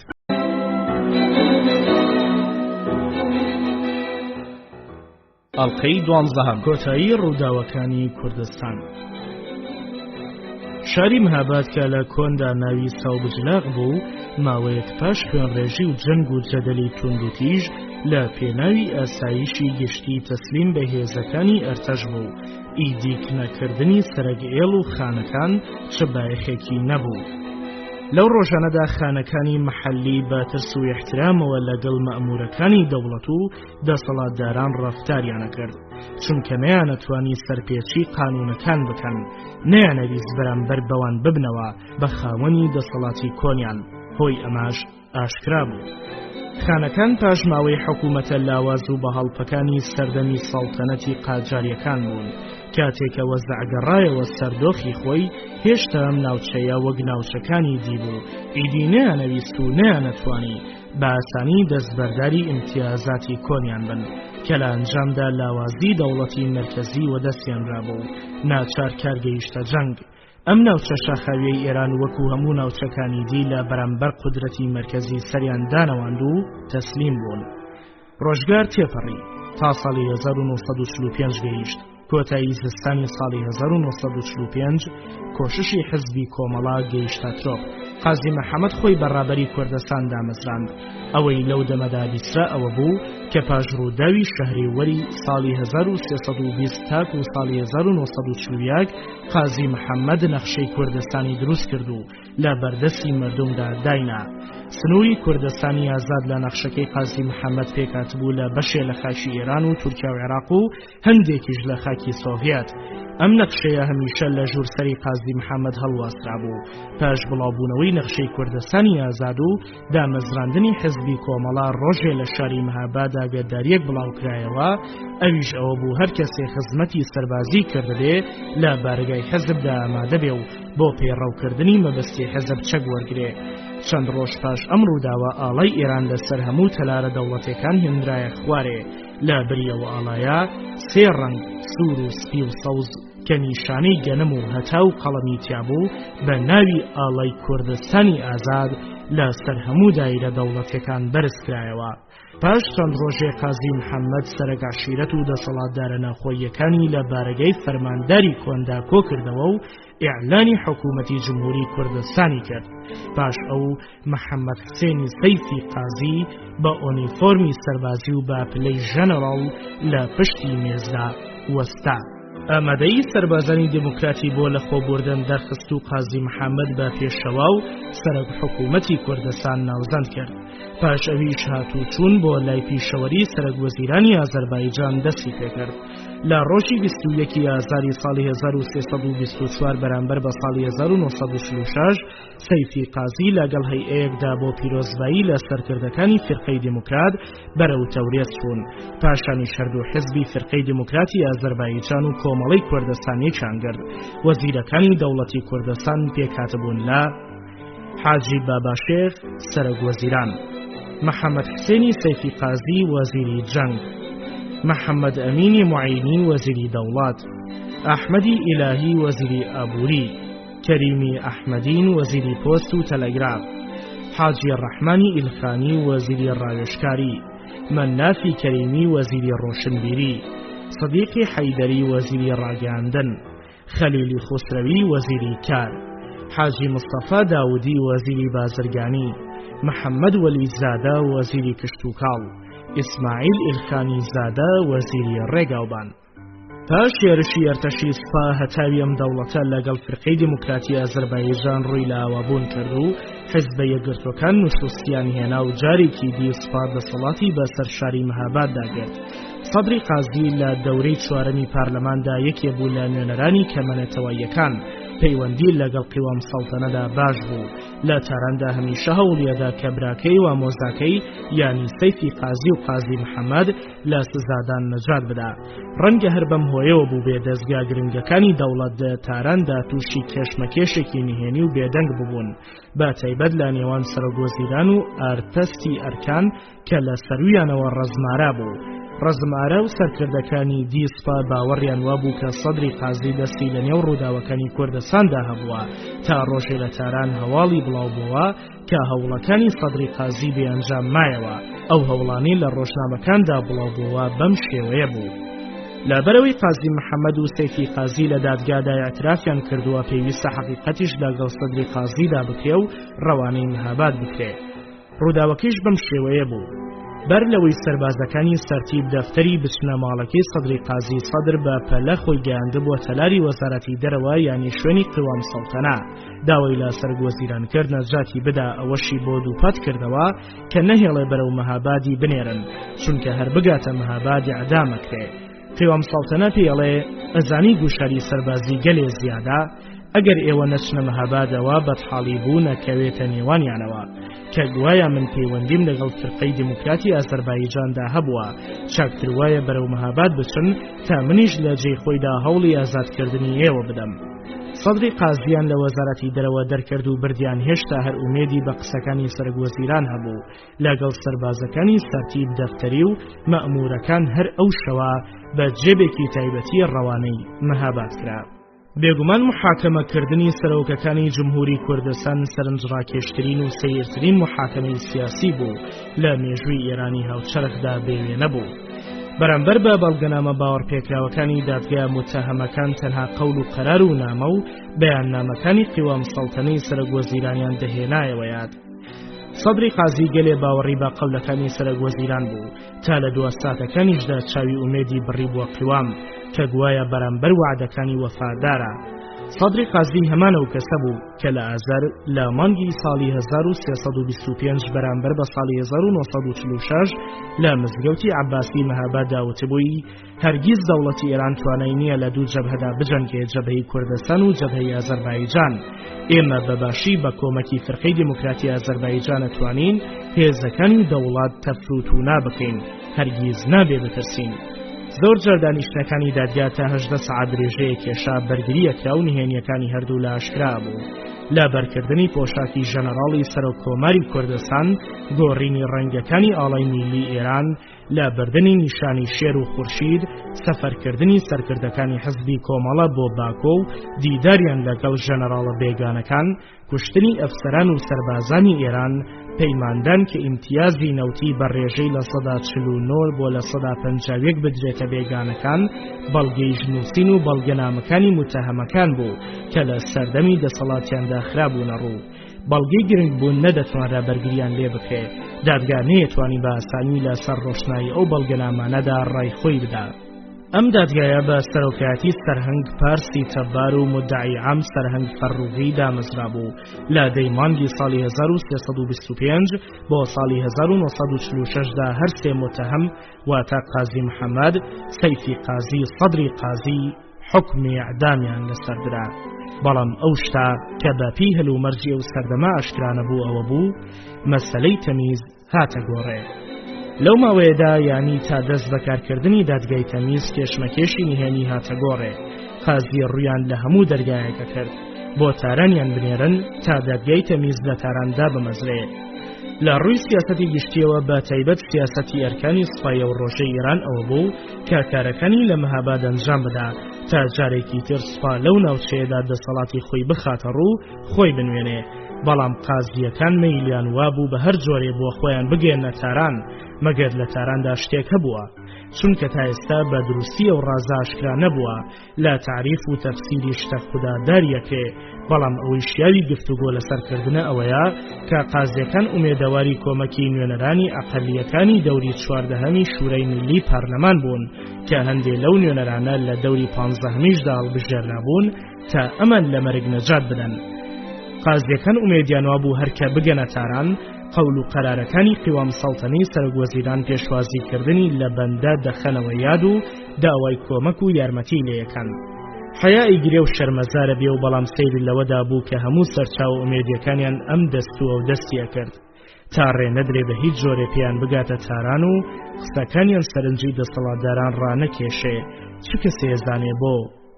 ڕەنگە نەگەیشتنی ئەوان بە تاران لە گۆڕنانی هەندێک نهێنی سیر بوو بێ کە لەگەڵ جەستەکانیاندا خرانە نێو خاکەوە. ئەندامانی دادگای تەمیز ڕۆژی 17 مانگی ساڵی 1326 بەرامبەر ساڵی 1947 گەیشتنە مەهاباد. لە پێش ئاگر پەرستیدا، لە پێش مسڵمانێتیدا، لە دیلی و لە سەربەستیدا، هەر کورد بووین و هەر کورد هەبین، لە عالەم نەئێرانین، نەدووچێکی شەقرتانین، نەکەر من خۆم نێژوش هەڵێ کە کوردم و کوردستانین، لە عالەم نەئێرانین، نەدووچێکی شەقرتانین، نەکەر من خۆم نێژوش هەڵێ کە کوردم و کوردستانین، کە کوردم و کوردستانین. وەرگێڕانی موکری، خوێندنەوەی هاوبیر عومەر، کاری دەنگ سۆران عەبدوڵڵا.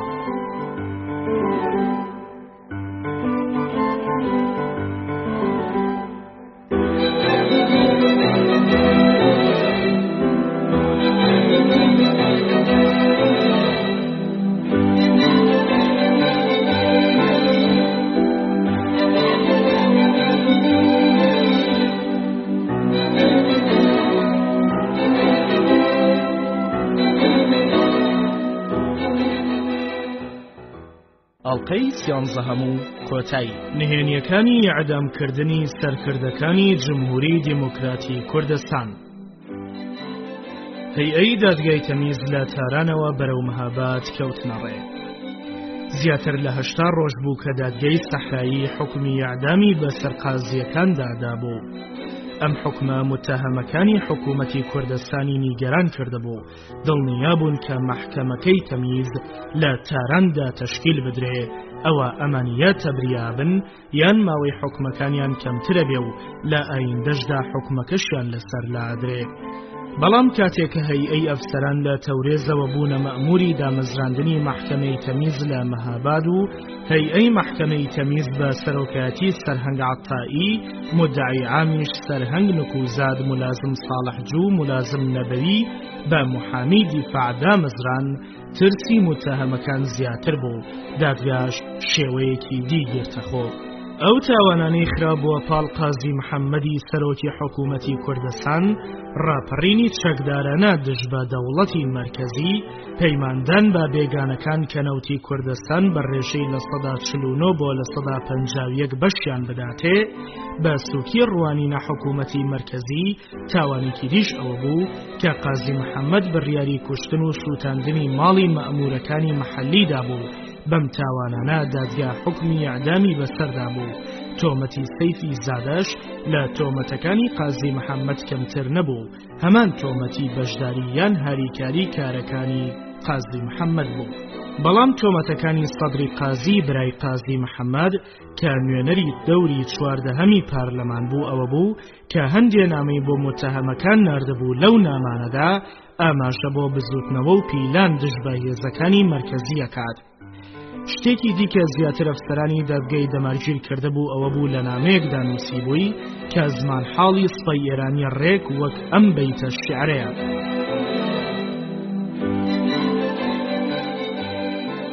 ئەگەر سەر بەخینە قەتسەر و پشت لە دوژمنکەین، گەلێ لەوە چاکترا کە تاقە کەسێ بەکوش بدەین.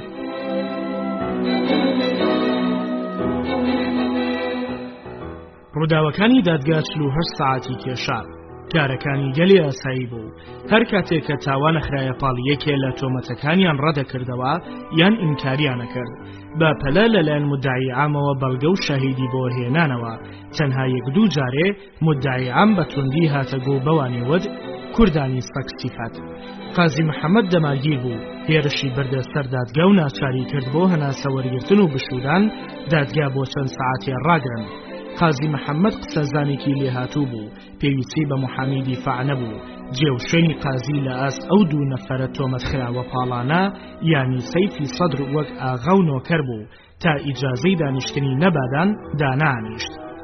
لە بەرگریاندا بە ڕاشکاویدانیان بەوەدانا کە پەیوەندیان لەگەڵ بێگانەکاندا هەیە. لە کۆتاییدا وا کەوتە ڕوو کە ئەم پەیوەندیە لە ئەنجامی گوشاری بێگانەکان و بێموبالاتی تارانەوە بوو. قازی لە دوا دیفاعی خۆیدا بە ڕاشکاویەوەی دەرکاند کە وەنەبێ ئاگەی لە بڕیار و یاساکان نەبوو بێ، بەڵکو بە چاکی ئەیزانی تەنانەت بەر لەوەی سپا و هێزەکانی مەرکەز بێنە مەهاباد وتبووی لە ئەنجامدا هەر لە قەنارە ئەدرێم. بە ئاشکراوەی دەرکاند کە بۆ ڕای نەکردووە، نەک لە بەرەوەی نەیتوانیوە، بەڵکو 6 ئۆتۆمۆبیلی لە ژێردەسەڵاتدا بووە. هەر کاتێ ویستبایی لە سنوور ئەپەڕیمەوە و خۆم دەربازە کرد. بەڵام ئەبێ بزانن منیش وەک پیشەوەری ژنسیفەت نەبووم. لە کاتی مەترسیدا ڕابکەم. بۆ کوێ ڕابکەم؟ ئێرە خاچی کوردستانە. گۆڕی 8 پشتی باو باپیران میترایە.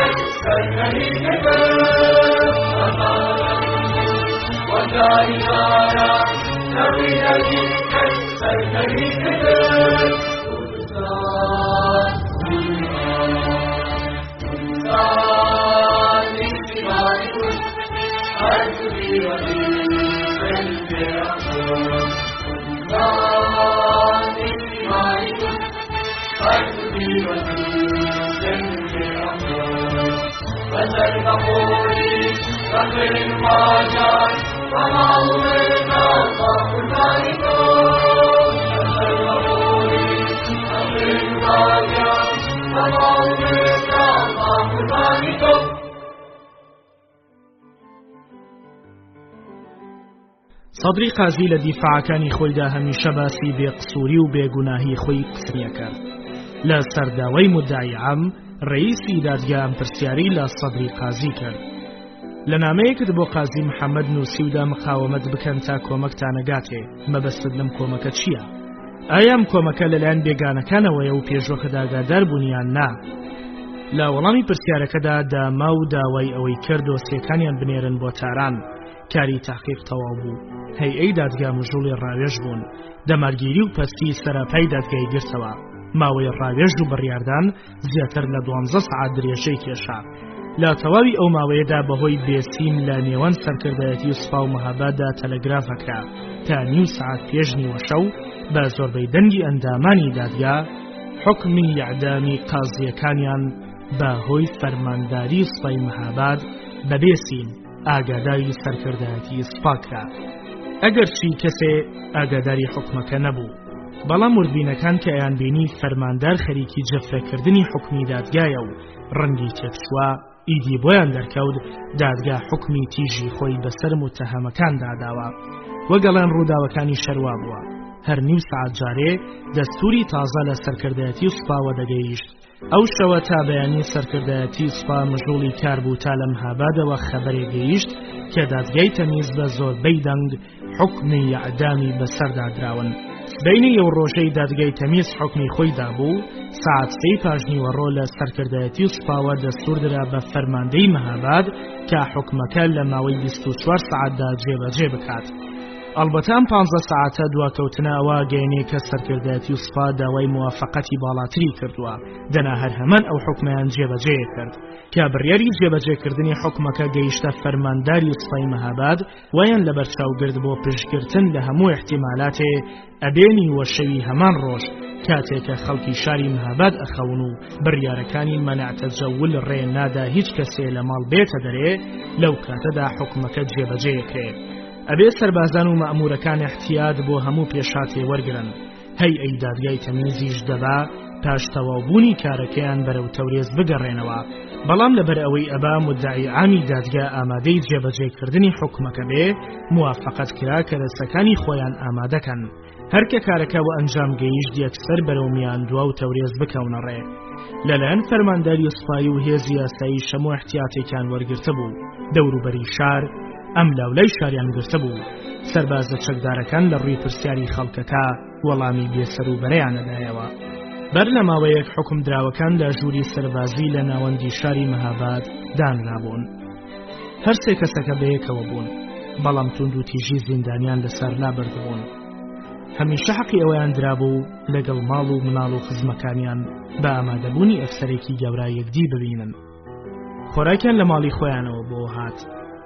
لە دەرێژدا بە وردی سەرنجەکان ڕێ ڕاکردن و هەر شتێکی دی لەم بابەتیان گرتە بوو.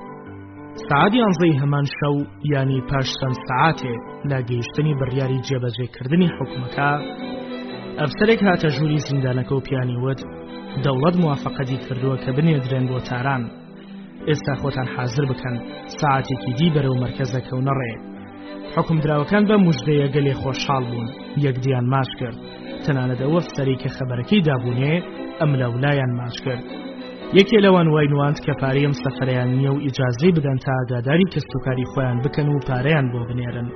ئەفسەرەکە پیانی وت لە باڵاترەوە هەموو شتێک ئامادە کراوە و پارەیش دراوە بە ئەفسەرانی حەرەس کە لەگەڵتانە بێن. ئیدی چ پێویست بە پارە ناکا. بەم پێی حکم دراوان شتەکانی خۆیان پێچایەوە و بە پێی نەخشەی پێشویش بە جیاجیا هەر یەکەیان سواری کامیۆنێکی سەربازی پڕ لە چەکدار کرد. لە دەرەی سەربازخانەکەدا چاوەڕوانی فەرمان بوون. ئەم کارانە هەمووی لە 1 سەعاتدا تەواو بوو. نیو سەعات لە نیوە شەو تێپەڕی. کامیۆنەکان چاوەڕێی فەرمان بوون. گوترا کە جێی زیندانە مەحکومەکان لە دەری شار و لە جێی سەربازخانی سوپا بوو. با پێی نەخشەی داڕێژرا و بڕیار بوو لە مەیدانی شاری مەهاباد حکمەکە جێبەجێ بکرێ و لە قەنارە بدرێن.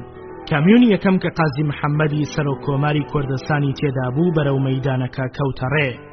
لە گۆشەی مەیدانەکە خانوویەک چەندین دەرگای هەبوو، دەرگایەکی ڕۆ مەیدانەکە و دەرگایەکی تریژە کەوتە پشتی مەیدانەکە و با بیانووی کە ئەبێتە شریفاتی پێشکەوتنە ڕێی کامیونەکان جێوە بێن و وردە تەحقیقە بکەن.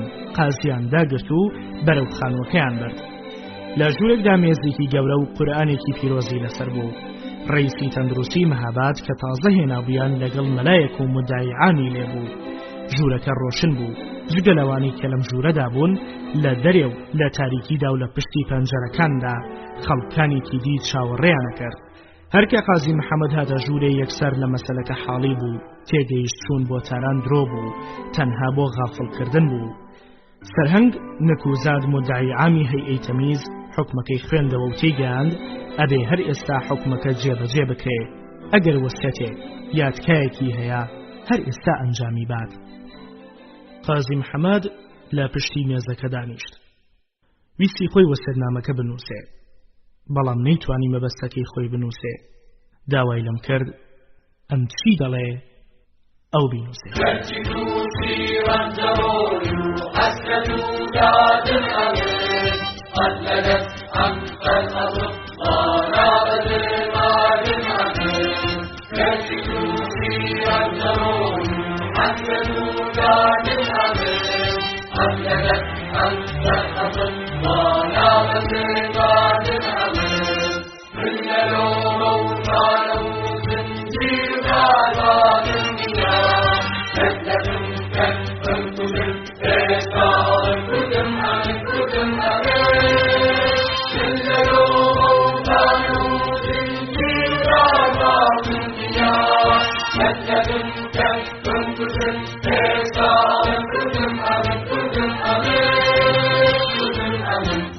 وەرگێڕانی موکری، خوێندنەوەی هاوبیر عومەر، کاری دەنگ سۆران عەبدوڵڵا.